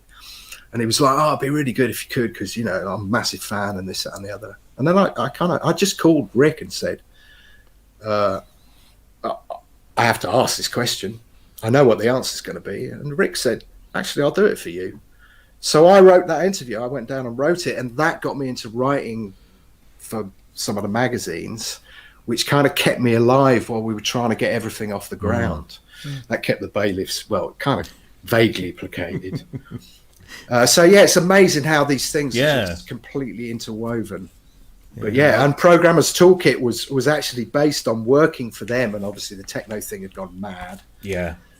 And that was just a conversation. By that time, Julian had moved to America, and that was just he got free phone calls on a Friday, so we just spent all day Friday on the phone talking about the business. And that was just a conversation where it suggested, well, surely it's not rocket science to put it in a box with knobs on. Chris McLeod had quit the music industry, but was helping me out with shows and stuff. I was doing another show at the time, and I just mentioned it to him on the way up there, and he said, I've got a bit of money. I've just sold my other business. Can I run with it? And it was like, yeah. And then within a month, we had a prototype, and that was it. Amazing. I mean, I just remember I bought my sound canvas around 95, 96, and I remember sitting and playing with it, and just, for me, it was my first proper pro level kind of piece of gear. So I was getting some really nice sounds out of it, and I was learning how to program. What was it? Evolution Audio was the sequence that I was using at the time. which came free with the Evolution controller that I'd bought, which was from Turnkey. And I just knew I needed to learn how to do this thing. But the problem with the sound canvas, I'd got the VL version, which didn't have had a few buttons on there, but nothing that you could tweak or mess around with. And then somebody said, "Oh, you want to try this?" And it was just, it was that kind of epiphany where all of a sudden, like you say, you find something that you like or is close to what you like, and then you can just go in and tweak it yourself without losing the feel or the whatever. And it was just a lifesaver. I made so many tracks, small tracks and big tracks with these things. And there was so it says on the back here, I've always wondered this. There's a list on the back of these things. Again, you just have to wait for the camera to adjust. So, the top 7 are ticked off. And then there's a Brazilian one at the bottom that's ticked off. And then there's all these other ones without volume numbers that aren't ticked. Did they all get made, or were they just, that's what we're going to do? I don't know. I don't think so. It was a weird scenario. Once the Fat Boy came out, the dynamic changed. It was a bit like being in a band where it's like, look, when you got no money and you're all in the band and you're all, it's like us against the world and you're a team. And then when the money starts to appear, that's where the cracks start to appear. And it's like, well, hang on a minute, it was my PA. No, but I named the band. No, it's my van. And ultimately, Cryss and I just kind of carved ourselves out of it. So yeah. I think I got up to volume 8. I think I did the breakbeat one. And there was another one with, which was a kind of R&B thing. I mean, it's an amazing experience, really amazing experience. I hated the name. I really hated the name. I just kind of, but that was Dave Smith, not the Eurythmics guy, the proggy. He was on the phone and Julian was explaining to him what it was and how it was working. And he said, "What, you mean like the twiddly bits, the stuff that's difficult to play?" And he was like, "That's it, it's snappy." And for years I was like, but I still get tracks. I still get sent tracks from people, particularly with the guitar one. And sometimes they don't tell me. They go, "Here's a track that I've made. I'd like you to listen to it." And I listen to it and I'm like, I know that riff from somewhere. And it takes a while for me to kind of piece it together. It's like, oh man, that was Milton or Steve Hackett or somebody. Yeah, it's very cool. No, I owe you a great debt for getting me going with my sound canvas, making me sound halfway decent anyway. Amazing. Halfway. Cryss, there was a question. Wasn't there a question from Dina? So Dina has asked, she said, "Ask Dave what his impressions about my dad thought about software synths." So actually, it's quite, I think I've told Dina this, and hello, Dina. So at the time we were just doing Oddity 2. And he'd spoken to me about the 2600 that Jim had done, which he was a consultant on and whatnot. I mean, honestly, Alan wasn't averse to software synthesis at all. I think he was quite enthralled by it. I did play him Oddity 2 and we talked about it. And in fact, people have always said to me, "Why didn't you get a quote? Why didn't you get a quote?" But it would have been really crass to have done that. We'd gone for the mission of capturing his story. So it wasn't about me or anything like that. It was just it was a conversation. So I didn't ask him. I never asked him. In fact, if anything, with the Oddity, he said, "Oh, the Odyssey was David Friend," even though my argument was that it all emanated from the 2600, which was obviously, Alan's baby. No, not averse to it at all. I mean, it was Bob. Obviously, I knew Bob years before, and Bob made it very clear that he was an analog hardware engineer first and foremost. And in fact, when he did come over to us at NAMM and checked out Mini Monster, and he was complimentary about it.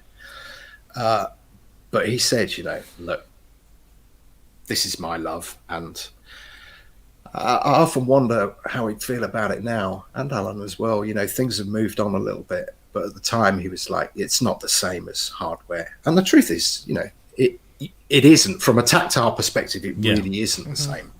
So meeting Alan was just, it ranks.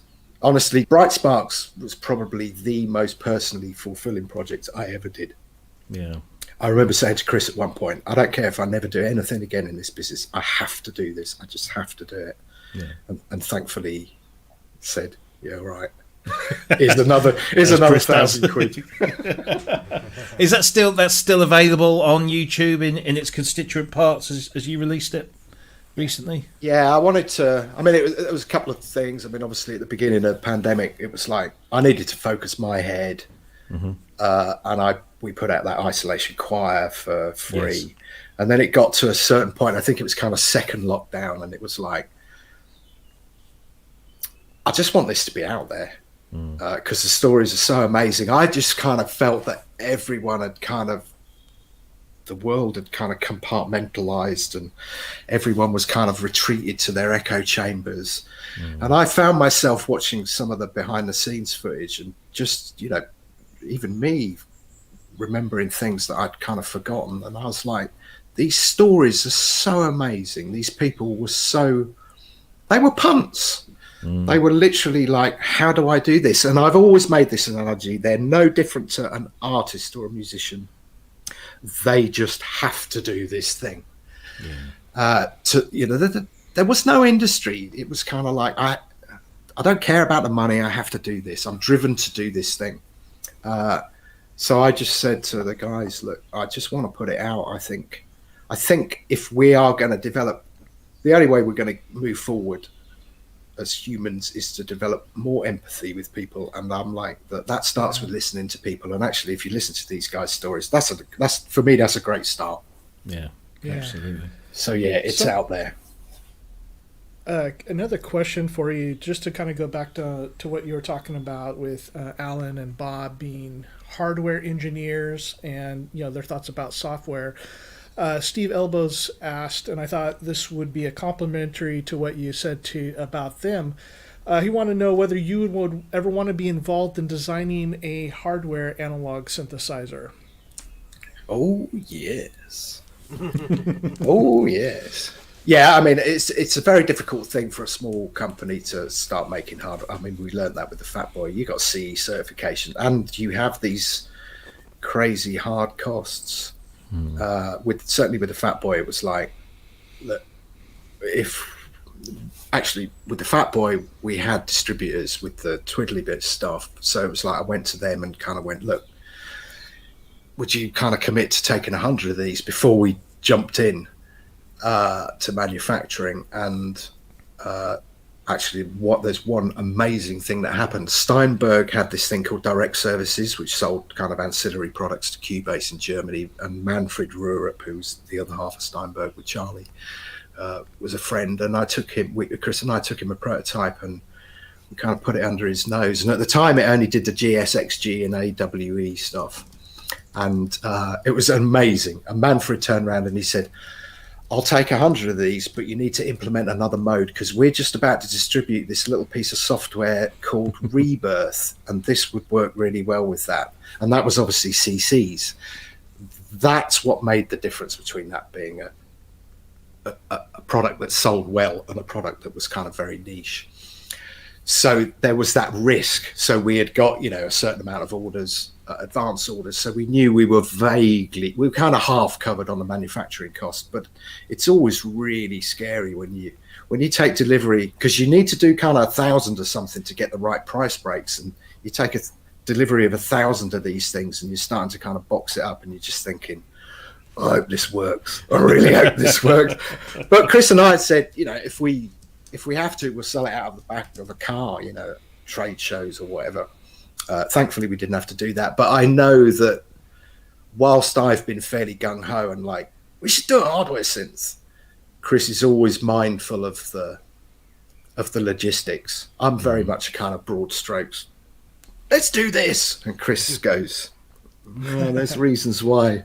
So, yeah, he's a good foil to my insanity at times. Quality partnership, yeah. They said there's a lot in the name as well. Our Cryss is a bit like that and all. There was a quick question in the chat room I just want to throw in before I lose it. Jupiter Boy says, any plans for a re-release or maybe even an updated version of vintage synth top trumps? Volume 1? Blimey. That's proper collector's item, that is now. I can't remember what I've got. It's in the drawer somewhere. I think we've got a volume 1. That was the blue pack. Yeah. Some people send me pictures and they're still shrink wrapped and stuff. I'm like, oh wow, dude, open it and play it. Yeah. I hadn't thought about it, to be honest, but it's an interesting one. Actually, I had thought about doing drum machines because that might be really interesting. Yeah. But yeah, never kind of got around to it. We talked about doing it as an app and maybe having the ability to have people from different continents play each other and stuff like that. But I did speak to a coder and it was like, how much? What? Yeah, okay. What I loved about it was particularly when we were on the way to NAMM. So we just kind of take a few boxes and then we dish them out to people because everyone on the plane was pretty much going to the NAMM show. So we just kind of dish them out and we'd just be playing at the back in the days where you could smoke at the back of the plane. So it was literally like a kind of gambling house, another drink, please. Yeah. I'm still unbeaten. Excellent. I'll have to take you on. I want to ask you about the side of the business that we don't, I guess, is not so much talked about, and that's the studio that you have, which is full to the rafters of amazing gear. And I just kind of wanted to know if you're happy to tell us what you do with all that. What's that side of the business doing? How does that all work? I mean, well, we always wanted a place where all of our old tat was in the same room. Because obviously I was working out of my place, Cryss was working out of his, and we built up a pretty damn sizable collection. I mean, it is madness. With the pandemic, I've started to worry about battery leakage and stuff, which is why I'm going through everything, making sure that the batteries are okay. It started. So my brother-in-law and my oldest friend, amazing bass player, him and I used to go out as a rhythm section in the 80s and 90s. Was Amy Winehouse's MD and bass player. Oh yeah. And she was going to record the Bomb theme tune and was in this local studio to us, and the paparazzi were an absolute nightmare. I mean, breaking through next door. I mean, it was just awful. We had access to this place. It was a building that was quite run down. Actually, it was falling down. And I said to Cryss, what would be amazing for the A-listers, because this place is in like 80 acres of absolutely private land. If we set a studio up here, we could kind of just invite the people we know and like, and it might be a nice playroom effectively. So that's kind of how it started. We obviously ended up getting the place rebuilt and then vaguely soundproofed, but you don't have to worry about it too much because there's no neighbours. And that's one of the reasons why we keep the location really secret, because we have had some A-listers come and they really cherish the fact that nobody knows where it is, and they can go for a walk around the land and no one's going to bother them at all. So it kind of started like that, and then it's kind of become, actually, we were supposed to be really, really busy. Was it last year? I'm losing track of the years. And then obviously COVID hit and killed it. But it's kind of become our R&D place, as well as being the most amazing toy room. So is it a case of, let's imagine I'm an A-list, musician. I want a particular sound from a particular synth, and somebody suggests you, and I come up to your place, or can I hire the stuff, or how? Yeah, you would come to the place because it's all tie-lined into various sub-mixers that then go into the main desk. I mean, we have let certain pieces of kit go. It's a kind of weird area where we are, in that if you lived in West London as a producer or an artist and you made money, you all moved out this way. It's a bit like, where the kind of Romford Brigade, when they made money, they all moved up to Saffron Walden area around there. So there are a lot of producers around here. I mean, Hook End Manor's it's not a studio anymore, but when it was, it was like 4 miles from me. I kind of started at Martin Russian's place, and Streetley, that's like 6 miles away. But there's a lot of very well-known people, and some of those producers say that when they have, I'll use the word that they use, children in the studio, sometimes they just need to get them out of the way to do the proper work. So they send them to the playroom and that gets them out of the way, and they just muck about and stuff will get recorded all the time. And then some of that stuff will go back to the proper producer, and some of it may get incorporated and some won't.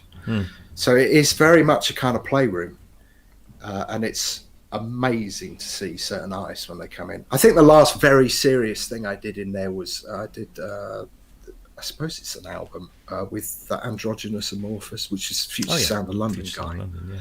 And that was kind of just before COVID. And that was brilliant. I mean, I love it. I absolutely love it. And even in the pandemic, it's kind of kept us sane because we meet there randomly. We all social distance. I mean, the tragedy is that we don't all go in and start playing because obviously that's not allowed. But we can meet there outside and we can talk to each other and go for a walk, and it's definitely kept us sane. So is that where Never Growing Up all came together? Was that the venue for the album? God, yeah.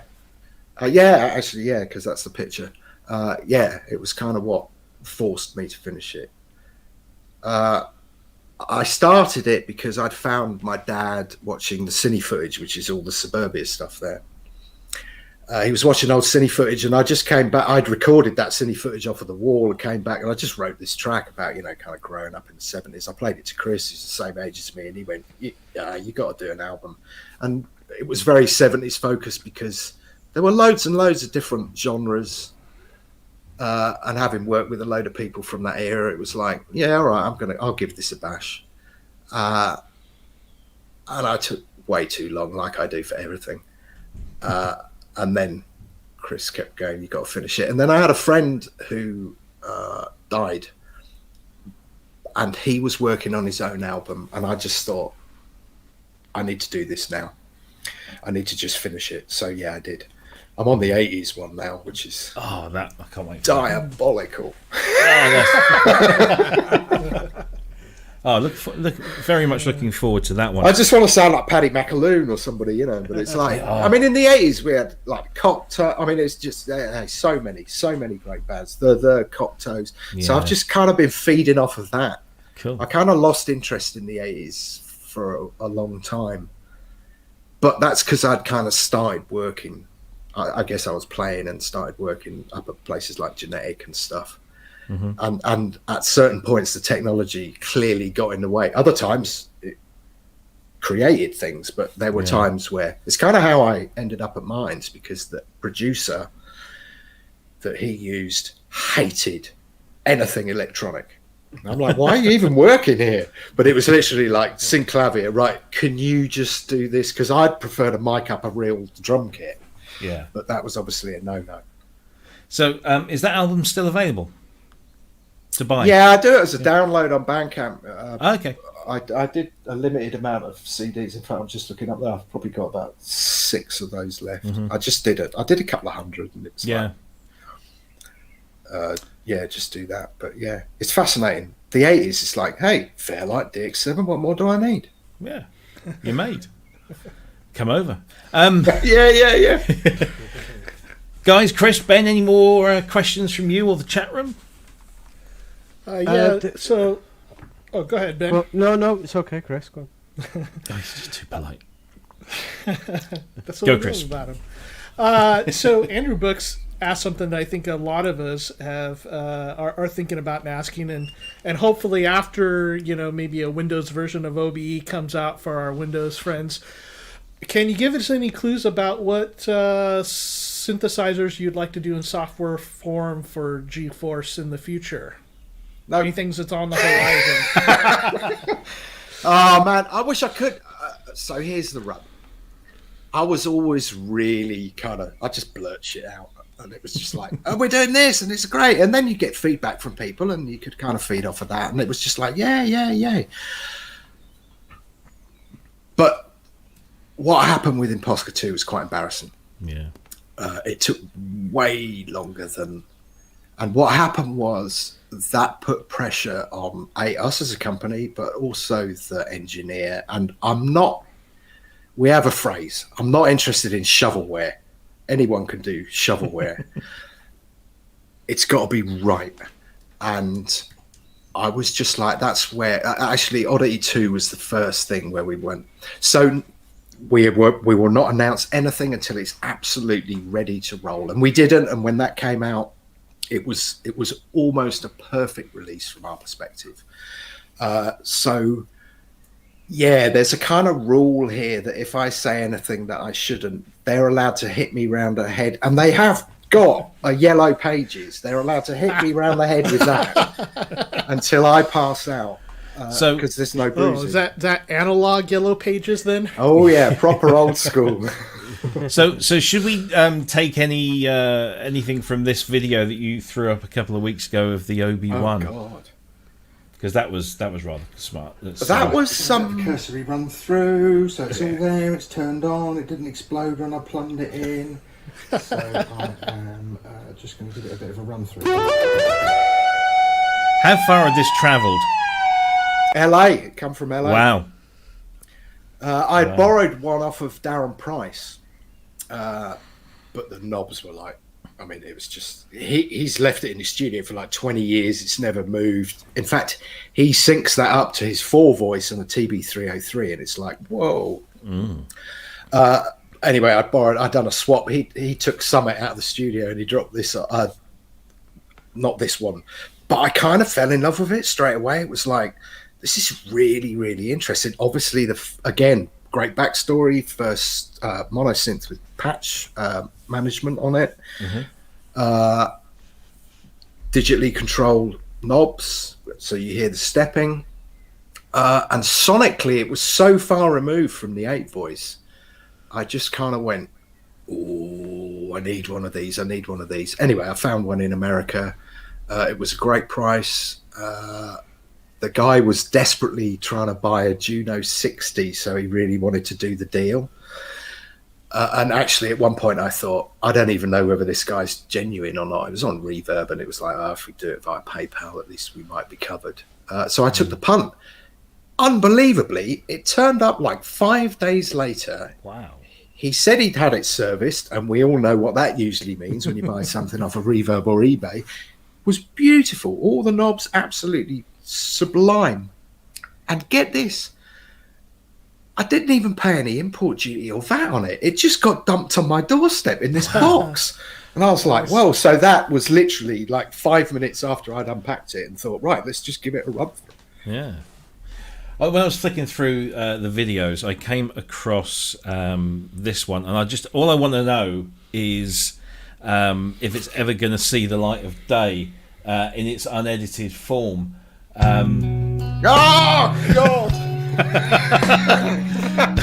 The sensitive romantic video version of the song.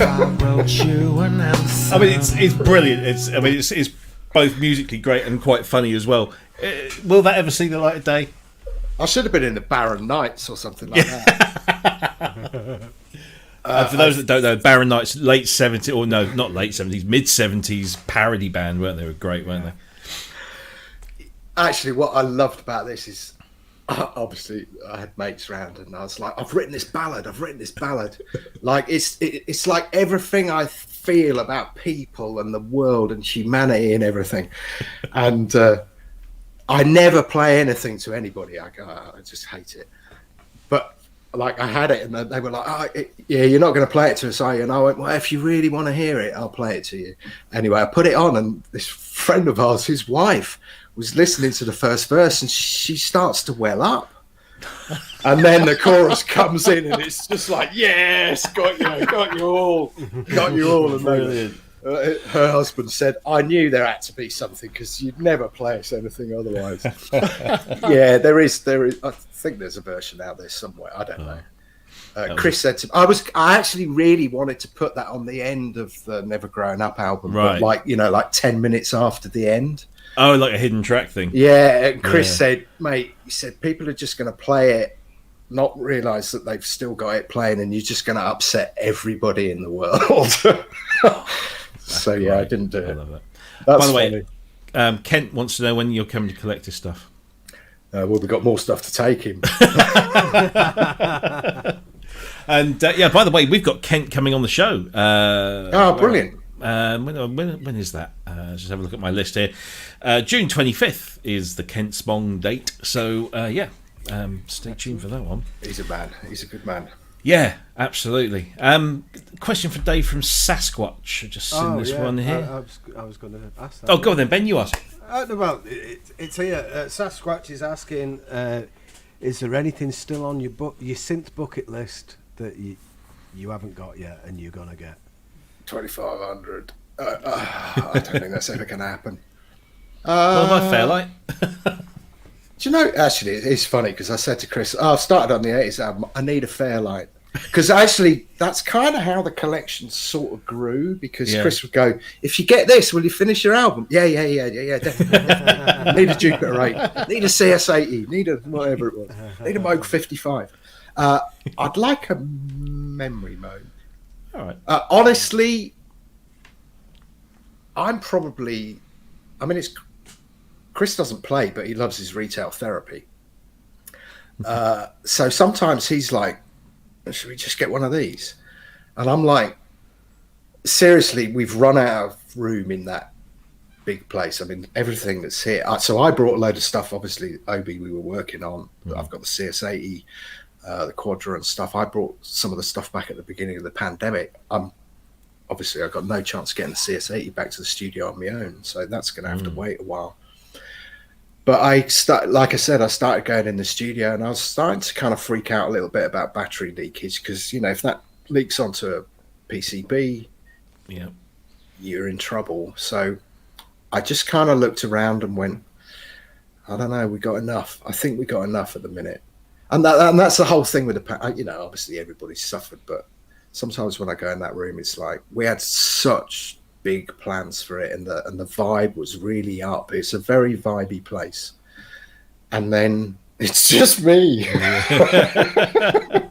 going, "Hey, have a good time," all the time. Excellent. So there's a few. Never say never. Jupiter 4, Memory Moog, 2,600. 2,500. 2,500. Yeah. Guys, anything else? No? Anything you want to ask personally? I've got a conscience that I'm hogging. Yeah. Cheers. I'm scared of getting Dave into trouble, but I don't want you getting battered with the yellow pages. Yeah. But I did know about the OBE a couple of years before it actually came out, so it was a leak. I never told anybody, and when these were saying that they were wishing for an Oberheim clone, I had this insider information that I couldn't reveal to anyone. So when it finally got released, I was like, yes. Wow. And so it took a long time to because it was pretty much as it is now when I saw it. So it. Okay. Yeah. It was pretty. It was near enough the finished article. So how long did it take to develop that? And all in all, 3+ years. I had a beta. It might be an alpha. It's kind of sub beta. When I did that Sonic Talk thing down in Bristol with Adrian Utley and Ty and stuff. When I talked about this. And I remember saying to the guys, it'd be amazing if I could announce it. And they were like, no, the Yellow Pages is just here if you do it. And actually, the coder was in the audience. I suspect armed with a taser or something. If I kind of said the wrong thing. But I do remember afterwards, lots of people going, well, no guesses what your next instrument's going to be. And I was like, nah, it's too complicated. It was a real nightmare to keep it quiet. The problem is, hey, as you probably guessed, I just get really excited about stuff. And it's like, yeah, we're doing this and it sounds amazing. There was a moment with OBE when I did that, what's it called, Blue Nile pad, where you've got the pink noise modulating the VCO frequency. And that for me was just like, yeah, this is special. I knew that the Unison stuff was going to be special, but it was that. And I used that. In fact, I did a CS80 video and I used a little bit of that pad right at the end track I did on the CS80 video. And it was like, ooh, yes, they complement each other. Because we're always cross-referencing, you know, it's like hardware and software have to sit. They just got to work together. I'm not an either-or guy at all. Yeah. Well, I've using OBE, it's the first soft synth that I've been able, because I do a lot of 80s, you know, like remaking 80s tracks. And the OBE, I've usually got to go to hardware when I want something like really warm and you know, fizzy, I call it, but you know, like a really analogy warm sound. But like since I've got OBE, I'm doing that less and less. It really does. You know, it's doing it good enough. You know, and it's funny. That's brilliant. It's so gratifying to hear. It was Ty who told me something. So Ty had gone on a big spending spree, and then he dropped by the studio on the way home, and we were talking about it because obviously he's really championed it. And that's the great thing about Ty. Look, if he says something's really good, you know it's good because you can't buy him, and he can't be bought. No, I've tried. No, but he said. In fact, the engineer, Hugo, was there at the time. And Hugo said, you know, do you use it? And he said, God, yeah, it's like my go-to instrument at the minute. And we were talking about it, and he said something that really resonated with me, which was, it's impossible to make it sound bad. And I really thought about that. We were talking about another software synth that was out there, which, actually it was Diva, which, hey, I'm a fan of hers. I don't have Diva. I kind of deliberately stay away from other people's stuff because I don't want it to kind of influence me. But I said to him, so what, you know, like, because you said it was this and that and versus Diva and whatnot, you know. I mean, I think Diva's a very different beast. And like I say, I'm a huge fan of hers' work. But he said, it's not difficult to make Diva sound bad, but it's impossible to make OBE sound bad. And that's kind of really lived with me since then. It's kind of, I'm like, but I think that's the nature of this. Yeah. It's very difficult to sit there. The only way you're going to make this sound bad is if every sem is completely out of tune with each other. And then you start playing polyphonic chords and stuff. Then it's going to sound a bit rank. But that was kind of the point of OBE. It was like, we can tame this now. Yeah. So, no, brilliant. Thank you. It's really gratifying to hear. It kind of makes it all worthwhile. I think it's been used on everything I've done since I got it. Wow. Well, Chris is sat there with a Moog 1 going, and I'm like, oh, yeah. I'd like a Moog 1 as a master keyboard. That would be really nice. Yeah. That was something I was going to ask before, actually. You said that like a memory Moog might be on the bucket list. I know you're a fan of the vintage stuff, but why not the Moog 1? Wait, is it purely for the vintage? Because I presume that you can do a lot of what you can do on the memory Moog on the Moog 1. I really love the Moog 1. Yeah. I hadn't tried one until I went to Ty's. And I'd not written it off. I mean, some of the demos were great, but it didn't have that kind of space. Right. And then when I went to Ty's, it was like, oh, okay, I get it now. I think it's an amazing piece of kit. And again, the keyboard feels right. It's that. I mean, in the main studio, obviously we've got the Kurzweil MIDI board. If you want weighted keys, but I started using the Andromeda for the kind of main master keyboard. And I just don't get on with that at all. I mean, there's something about the velocity curves that aren't right. And I'd just been using that and kind of, I felt like I was fighting it. And then when I went to Ty's and played the Moog 1 and the Schmidt, God, Ty. It was just like, there's another one that I wouldn't mind. Yeah. I mean, it's amazing with Ty because you kind of go, oh, yeah, I'm thinking about, oh, yeah, I got one of those. Yeah, we found that last week, I think. Actually, there was a question on the Facebook page. Somebody's clearly thinking about buying either a Jupiter X, a Prophet 10, the new Prophet 10, or a Moog 1.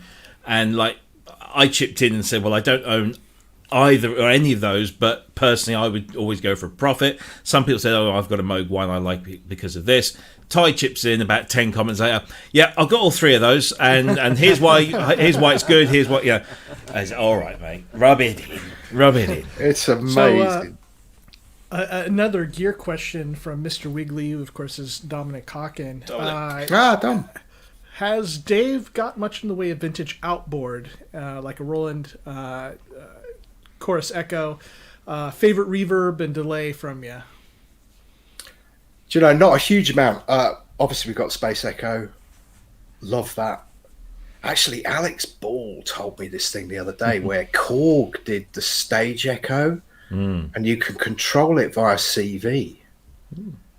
And I think he did a video on it, because I watched this insane thing with Jamie Little doing a reel-to-reel thing where he's controlling it. I'm like, how do you even think of that? You know, like, it was mind-blowing. Gave me loads and loads of ideas. Not a huge amount of outboard gear. We got a load of the Maestro stuff, which I like. I mean, the thing with effects, vintage effects, is they can be noisy. Yeah.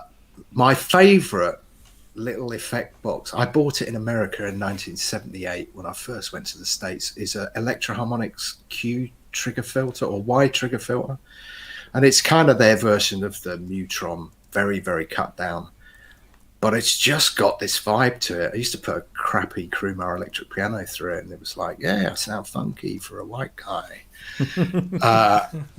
And the Jet Phaser, the Roland Jet Phaser, I really, really like. What did we get recently? Yeah, we got some stuff, but honestly, my favourite stuff is Strymon stuff. Again, you can't make anything sound bad when you put it through. And I've only got the little Blue Sky, not the big Blue Sky. In fact, it was Alessandro Cortini who said to me, just get the little one. And then what have we got? The Ventris. Nick kind of talks me into some effects. Nick and Gaz are always kind of going, oh, you need to get this. It's amazing. So, yeah. But not a huge amount. I like that kind of in-your-face sound. And then just put something through this. I mean, we've got the Dig, the Capistan, the Blue Sky, the Ventris kind of dual delay thing. Anything through the Space Echo sounds just amazing. The Jet Phaser, phenomenal, because for me that's like the Isley Brothers guitar sound. But not a huge amount. No, we went down to Benji's a couple of years ago, and he had one of those very early Roland digital reverbs, huge thing with a bloody great outboard thing. And we were like, yeah, that looks interesting. And it did sound amazing, but it's like, I mean, it's weird how, you know, again, same as synths. You could give some of this away years ago, and now it's like, how much? Who saw that Jupiter 8 for like £45,000? Mental. Absolutely mental. I mean, what do you make of that? I mean, obviously you're an avid collector, user of vintage hardware, and we're seeing some absolutely bonkers prices for, you know, obviously the CS80s and the Jupiter 8s are the kind of the two that grab the most attention. But you know, what do you think sits behind these kind of surges in value? Is it just because Alex does a great video, or you know, or what is it? Actually, he did say that about the Korg stage echo. He said, yeah. Of course, and then I did a video. Now the prices are through the roof. Actually, I don't love Alex. I hate Alex. I want to kill him, eat him, and possess his power. He thinks I like him. No, he's phenomenal, that guy. And also an absolute pleasure to have around, because he's just funny. Yeah. I mean, honestly, when he did the ARP stuff up at the studio, we just laughed our way through the day. He was telling me about Nazis on YouTube, because he did that Roland video, and then all of a sudden it was like he ended up with this Nazi after him. We were like, how can you go from that to that? A bit like, how can you go from a cheap synth to a mad synth, but on an extreme level? I don't know what's behind it. I think there's some lunacy. I don't like, it's funny actually, because a million years ago we recorded a lot of the String Machines at Gordon Reed's. And Gordon's got an amazing collection, I mean, which is why he knows his stuff. But it's funny because Gordon kept saying, because we would kind of take in the mick going, "Are you a collector then, Gordon?" And he was like, "No, I hate that word. I hate that word." And at the time we were like, "Well, yeah, but you are, aren't you?" And he said, "No, because everything gets used." And then obviously when our collection started to accumulate, it was like, I get what he means now.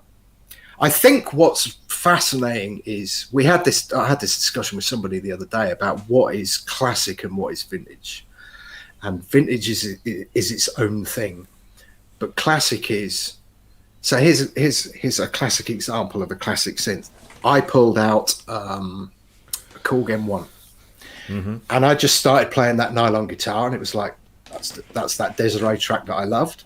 Yeah. I started playing the piano, and it's like, well, that's Tom's Diner of Nick's that I loved. That's the brass sound from that, and it transports you back to that moment.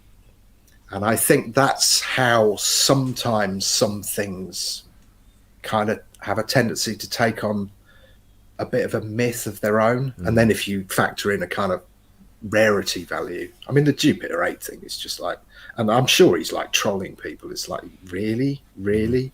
But what I have seen is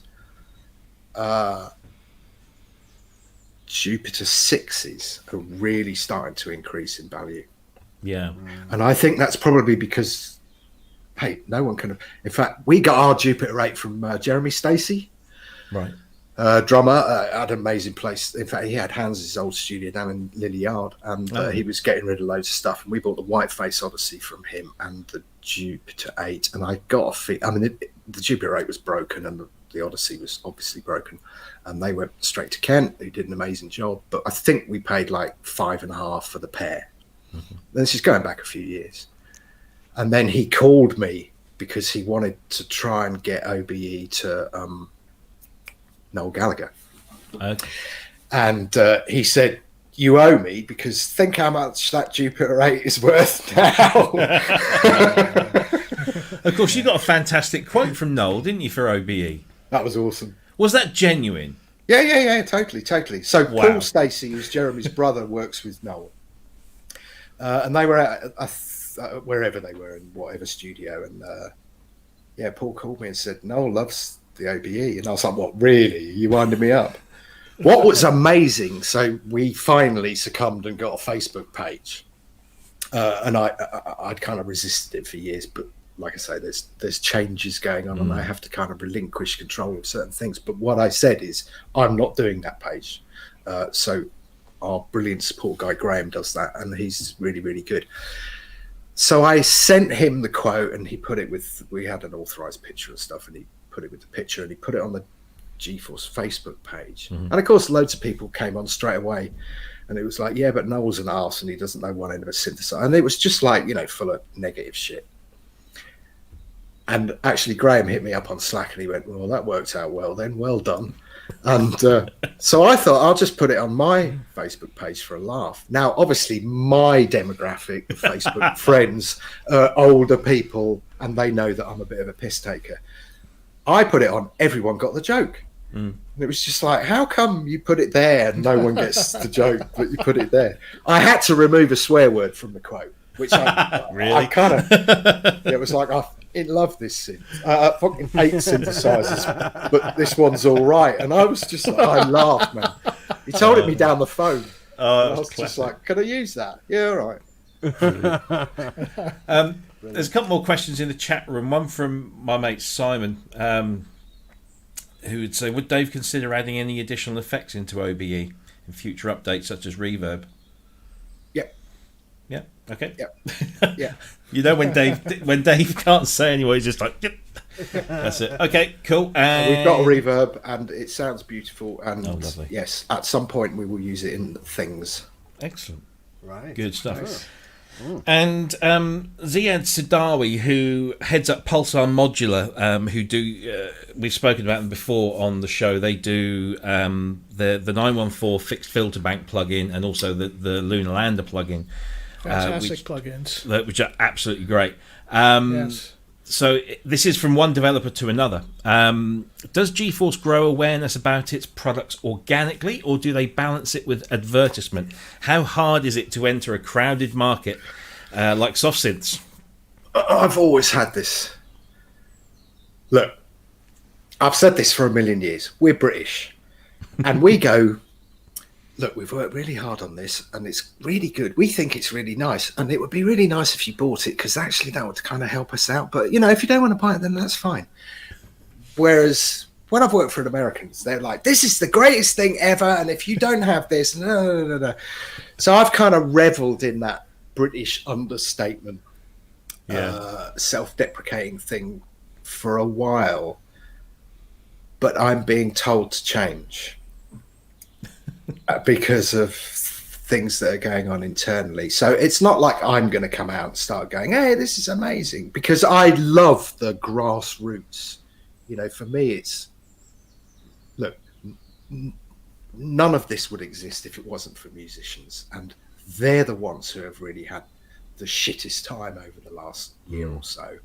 And it always baffled me that NAMM was a kind of trade thing only, and musicians were kind of like, no, you're not allowed in. And I was like, yeah, but none of this would survive if it wasn't for musicians. And I remember being a completely impoverished musician. So for me, that's the first element in everything. It's like, if the musos are happy, if they get what we do, that's kind of enough for me. I mean, obviously finance is essential if you want to survive, but it's never... honestly, whenever we've done anything purely for money, it's always turned to shit. Yeah. So it's just like, we just don't do that. Do what you love, and hopefully the kind of grassroots thing permeate. However, that said, we really are in a very crowded marketplace now, and we have to work out a way of standing out, I suppose.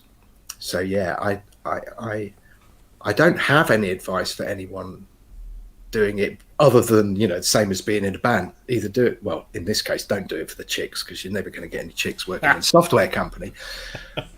But do it because you love it. That has to be first and foremost. Don't do it for the money. That may come along if you're good at what you do and you're committed, but it shouldn't be the biggest inspiring factor. I mean, Robbie, you do an amazing job, but you've said, you know, it'd be great if I got paid for it. Yeah. It's that level of kind of commitment that I think you have to have. So yeah, I heard this filter bank. I thought it was amazing, absolutely amazing. And I've got a Moog 55 filter bank. And I was like, yeah, good. But yeah. So it'll probably change. You'll probably, I think I said on my Facebook, like by the end of May, you're going to be sick of me, because we had like several things happening at once. Yeah. And it's like, I don't enjoy being, hey, I love conversations like this, but I don't enjoy being the front man. That kind of came as a necessary thing because I was a player. Yeah. Nick and I have talked about this a lot, you know, Nick. Hey, and when you get to a certain age, dude, I'm just having my last hurrah, you know? And then we need to bring a young person in and go, right, you're now the whore. Yeah, no, I hear what you're saying. And, you know, I was very lucky, and I've told this story a number of times, but I don't think I've ever really said it to you, Dave, that about 8 or 9 years ago, I got made redundant. I was about to be made redundant, and I really wanted to get into this business. I thought, if I can make this work as a career, fantastic, because then I'm marrying my passion with my, you know, the thing that pays the bills. And you and Cryss very graciously offered a big chunk of time, and you individually sat me down. We had Skype calls, if you remember, and you kind of gave me all the inspirational, and I mean this nicely, flowery stuff. You know, you told me, it'd be really cool if you do this, and then Cryss gave me that, you know, the hard facts, the cold hard facts of. He's good at that. Yeah, I found this out, and he was amazing. You know, I think we were on this video call for about 2 hours, and he laid out exactly everything I needed to consider, and essentially scared me off. And I'm not, you know, disappointed by that, because, you know, I found another route, and, you know, that's kind of helped me build other things, and other things have happened since then that wouldn't have happened otherwise, if that makes kind of sense. But, you know, I've always really appreciated what you and Cryss did, and that kind of yin and yang that you two have just gave me the complete picture, and, you know, helped me make my mind. So thank you belatedly. No. It was a shame we couldn't do anything. It was just like, Obviously, you'd said about, I mean, you had kids and whatnot, Yeah. and it was like, I just remember, you know, early days, man. I mean, I did have bailiffs turning up. Yeah. I had sizing up my CD collection. I remember saying to my daughter when she wanted to be a photographer, you know, it's like, well, hey, do what makes you happy, but get used to being poor. And when it really hurts is when you go, we can't go on holiday this year. And it kind of it feels a bit self-indulgent at time, you know, back in the early days. I was like, am I just doing this for kind of vanity reasons? But I didn't really want to do anything else. So yeah, hey, we had to forewarn you. Again, it's another thing that Cryss and I have had to address over the last few months, is that we spent 20 years communicating via telepathy. It was like he knew what he needed to do, I knew what I needed to do, and eventually these things would dovetail. But to get more efficient, we had to kind of go, we need to communicate more. So yeah, I'm glad he gave you the benefit of his. I mean, I couldn't exist without Cryss. Exactly. Yeah. Really couldn't exist without him. He's and again, you know, it's one of the reasons why people look at me and go, "Oh, yeah, but you're G-Force," and it's like, it's not me. I've always said to Cryss, dude, you control the finances. The person who controls the finances is the one who controls the business. Yeah. And he's always he suffers from imposter syndrome. Everybody I know of any caliber always suffers from imposter syndrome. Jesus, Rick Smith. I sit with Rick and he's like, it's wrong. And I'm like, everything you do is amazing. Why? And then I go away and kind of have the same kind of thing. So yeah, it's weird. Yeah. But I think that's kind of what keeps the fire going. Yeah, indeed. You need that. And it was great that you found another way to do it. I mean, we really wanted to do that because I was like, yeah, this could really work for us. Rob could bring something that we just don't have. But yeah, no, great. Yeah, it was a real kind of, you know, disappointment that things kind of couldn't, you know, fit into place. But, you know, like you said, I'm very risk averse, and at the time, you know, it was like, yeah, because it was like 2012, so my kids were still very young, and, you know, they were at the forefront of my mind, and I thought, if I can't provide for them, then you know, screw all of this. Absolutely has to be the priority. Absolutely, and you made me see the light, so to speak. I mean, so anyway, yeah, and sorry about that. But look, you know, in those intervening years, I've forged a career that has paid me well enough for me to collect all of this lot, which has then transpired into this and Sound on Sound thing, and the seminars and the lectures and all that kind of stuff. It's great fun, and it's not a career, but it's fun. And that was the other thing you said to me. You warned me about making my hobby my career because I'd end up hating it, and that kind of sat in my mind a lot. And I thought, yeah, I don't want to hate this. I don't want this to be a chore. Not that it would have been, but yeah, it made me think. It's funny sometimes. I mean, I'm I'm the master of flippancy, but I do say to people sometimes, it's not a gift, it's a curse. Yeah. Because it is all consuming. We're all. I mean, hey, that's why you're sitting there in that room with all those guitars, and you're sitting in that room with all those keyboards. Yeah. I owned my own studio for 10 years, and I did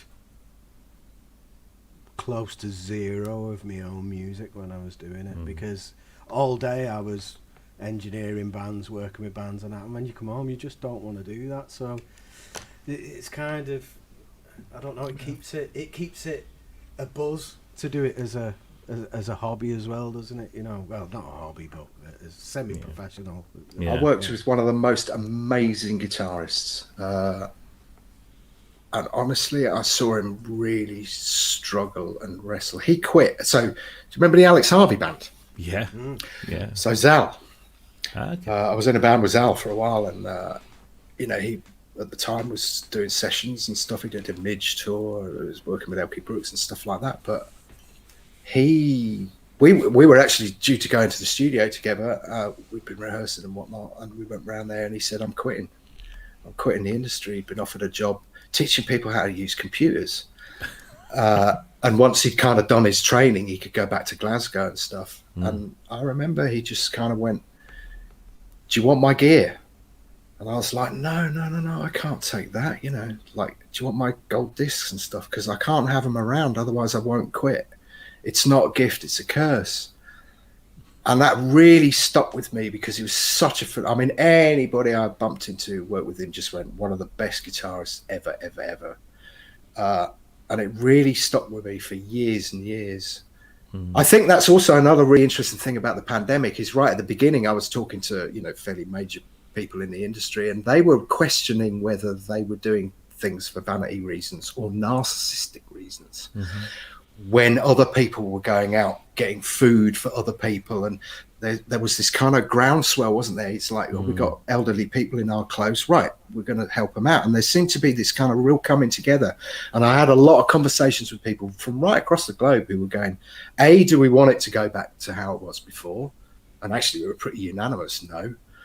B, what do we want? And is my art and this thing that's all consuming, am I doing what? And I think it's a thing that we all have to do occasionally. We all have to appraise, do a little bit of self-appraisal. Yeah. So I think that's probably the only good thing that's come out of this, is that you just kind of go, yeah, why am I doing these things? Why do I feel this way? Anyway, I'm getting off topic. But I think the hard thing is to find the balance in everything, because, if you don't do that thing where you're having to do it all the time. So I did a lot of live work and arranging and guitar playing and singing and all that kind of stuff. And like Ben was saying, like, there's a lot of times where you don't get to do what you want.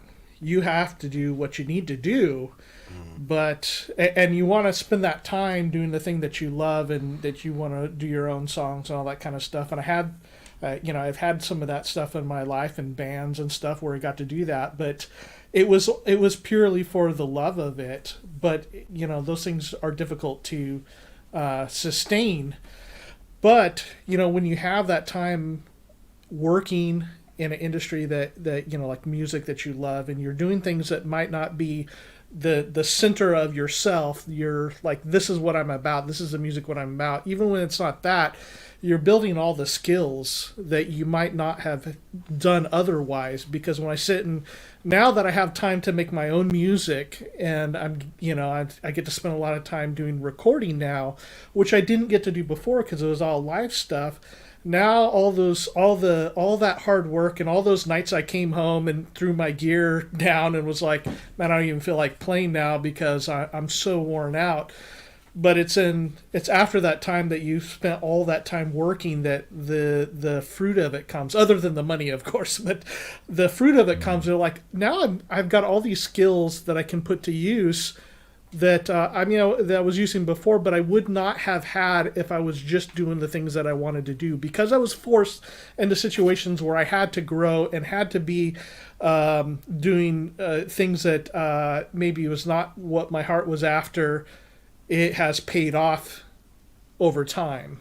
And it's hard to find the balance where you get to do both, and that's a challenging part of it. I think what's amazing is you can go through all of that and then you just get one moment and it's like vindicated. Yeah. Mm-hmm. Robbie, interviewing Dave Gamson. Moment.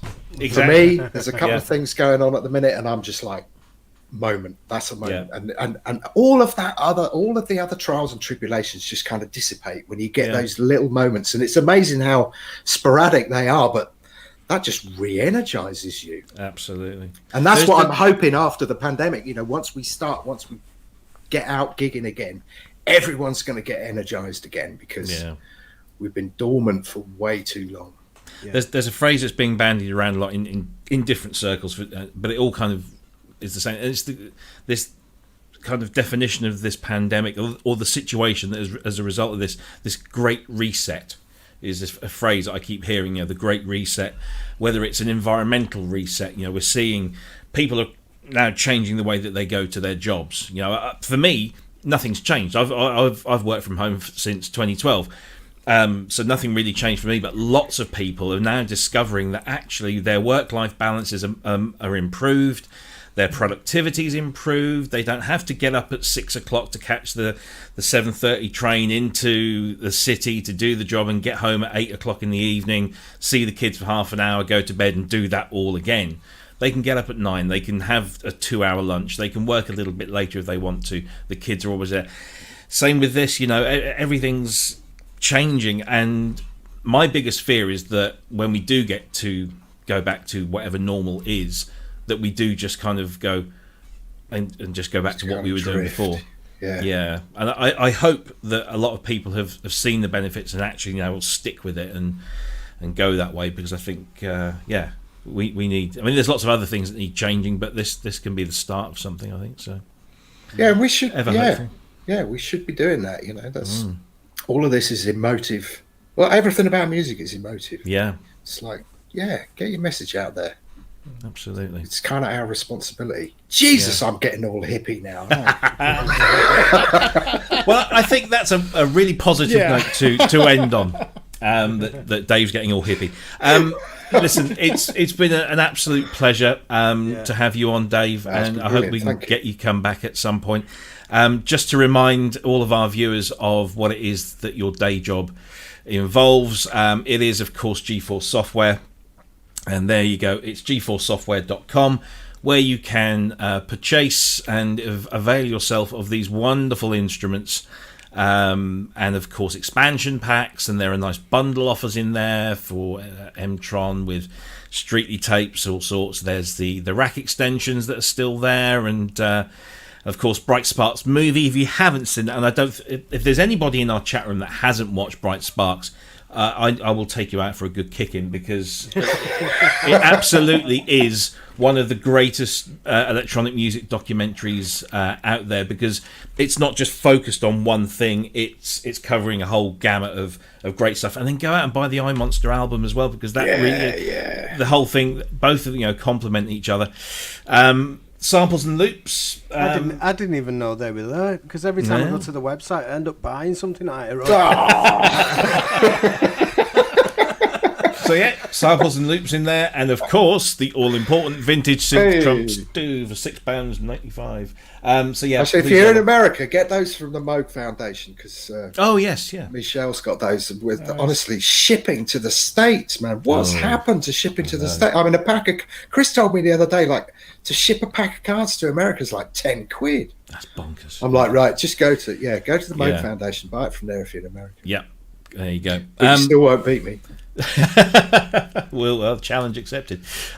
Before we say goodbye, let's just remind everyone who we've got on the show in the coming weeks, because we have got a nice little list lined up. So next week we've got John Bickle, who is the VP of Sales at Modal Electronics, but is an industry slapper, shall we say. That's probably he's been everywhere. He's been with everyone and caught everything and done a lot of that.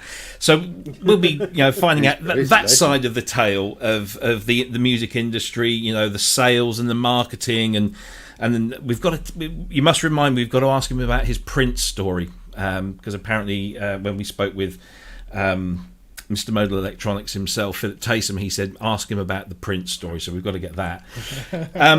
That's May 14th. May 21st, we've got Michael Oakley, who is kind of our first proper kind of pop star.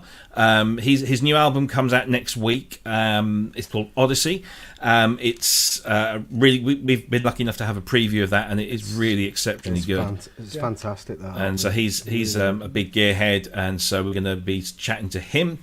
Then May 28th, we've got John Drake, Suit and Tie Guy. And talking of Suit and Tie Guy, Alex Ball, I believe, has just received the Radiophonic One, which is John's new little kind of semi-modular thing. So go and check out Alex's channel. I don't know if he's got a video up yet, but he was posting some photos. So that's all of May covered. Then we get into June. June 4th, we've got Dr. Manny Fernandez, friend of the show, FM programmer extraordinaire, and still does stuff with all sorts of Yamaha things. And he's just a great guy to have on. So, and then June 18th, we've got Roger Lyons, who was keyboard tech with New Order and Alt J and Kaiser Chiefs, amongst others. And has got a fantastic collection of stuff himself, so we're looking forward to talking to him. June 25th, of course, we mentioned before, we've got Kent Spong, so we're going to get the restorer repairers tales from that, and all the horror stories of. And then maybe he'll give us the dirty gossip about Dave Spiers synths. Yes. Oh yeah. Believe me, there's one person who knows about it. It's Ken. And then And then we hit into summer with one of the ones that I'm really looking forward to. We've got JJ Yexalik of Art of Noise fame, and of course Pet Shop Boys and other productions and engineer Malcolm McLaren. I can't wait to ask him about working on McLaren's Duck Rock, which is just it was one of my favourite albums ever. So yeah, JJ is on the show on July 2nd, and we have more guests to announce in the coming weeks and months, but that should keep you going for a couple of months at least. Once again, Dave, thank you ever so much. Please send my love to your lovely lady wife, and we shall hopefully see you again very, very soon. I'm not going to ask you, we normally ask our guests what you got coming up, but you ain't going to tell us anyway, so I shan't. But pretend I did, for politeness' sake. No, it's Ben, been really good fun. Thanks, Robbie. No. And thanks, guys. Honestly, it's been brilliant. Thank you. Thank you. Thank you very much. Thanks for coming. Ben, what you got lined up? Anything special this week? Unfortunately, more of the same. More of the same. just churning out these songs. When we was on about like the pandemic being a reset, it's literally been that for me. Whereas the band that I was in split up, and we've made a new band, and we've got to redo all the songs from scratch. So, what? 3/4 of the way through. Oh, there's progress. I think last time we said you were about halfway through, so that's good. Yeah, you are making it. I did relax. Oh. Man. That was a challenge. I bet. Well, we can ask JJ all about that in a couple of months. Yeah. Cursing. Indeed. How about you, Cryss? How's the 20? Cause you got your 2600, your first video about how you came across it in your neighbour's basement. Have you made any progress? Is it operating? Is it singing yet? No, not yet. No. I've just been so busy. My mom has Crohn's disease and is a recent cancer survivor. My dad's quadriplegic, and they've just decided to move the first time since 1989. So I'm driving out several cities away to every weekend. So it's been a little bit tough. But it's a good move for them. But yeah, when I get more time, then next step is I need to order some capacitors, and I'm printing off schematics and stuff and taking a look at things. So yeah, once I can get back to it, then it'll be module by module going through it. But I'm anxious. Everybody's getting the Behringer 2600 and posting clips, and I'm getting jealous. But I hope to have the last laugh on that. Exactly. Yeah, exactly. Deal there. Yeah. Dear oh dear. So what have I got? I've got inventory. I've been being pestered by my Lord and Master in Australia to do a complete inventory of all the parts and spares that we have for Fairlights. And that's a really boring, mundane job, because you've got to go through every card and mark down what revision it is and what chips it's got on it and does it work. And then to test the card on a Fairlight, it's boot a Fairlight, which takes a couple of minutes. Test the card. If it works or not, you have to boot it down, take it out, then put another one in and boot it up. So it's a really long and laborious process. So now the weather's turned a bit nicer. It's warmer out in the garage. I'll make a start on that. But I've been playing with me reconditioned Emaxes, thank you Simon, who's in the chat room. So enjoying those and being all Depeche Mode-y. Yeah, as well. I've got to put the keys on my JD800 that Simon very kindly sent me. I still Oh yes, got of round to course. that. Got so engrossed in recreating Relax. My JD800 still sat there looking though it's gone a few rounds with Tyson or something, so I'll have to sort that. I've also, just before we came on air, I was sat at the dinner table and I've got my phone out. We have this kind of rule that no phones at the table. But I was watching an eBay sale, and I've just bought myself an RX-11 drum machine. So that'll be coming in hopefully next week, and it looks like it needs a bit of a clean up. Wait, you said that too apologetically. You're supposed to say that for your wife. To us, I bought. She doesn't know. The thing is, Cryss, we know he doesn't need it. That's the Well, it's Do you know what it getting is? bad it's getting bad when he feels sheepish around us, though. Do you know what it is, though? We had Matt Baxley on the show a couple of weeks ago, didn't we? And Matt's developed a similar kind of Yamaha FM obsession. And now I will call. I mean, we have messages. He'll leave me messages overnight because he's in Florida. All right, and so he sends me these messages, and if I just scroll down, he'll send me pictures of stuff. Probably can't find them now. There we go. So he'll send me pictures. Oh, look what I've just found, and he found an RX-11. So I thought, I wonder how much they are. And just as luck would have it, there's one on eBay in the UK, and it wasn't too expensive. So we're now having kind of like an FM off. We're trying to who can get the most gear. He's doing very well. Pair of nerds. Yes, but yeah, it's good fun. And more sample library research with my friend. So that's getting quite interesting. We were looking at.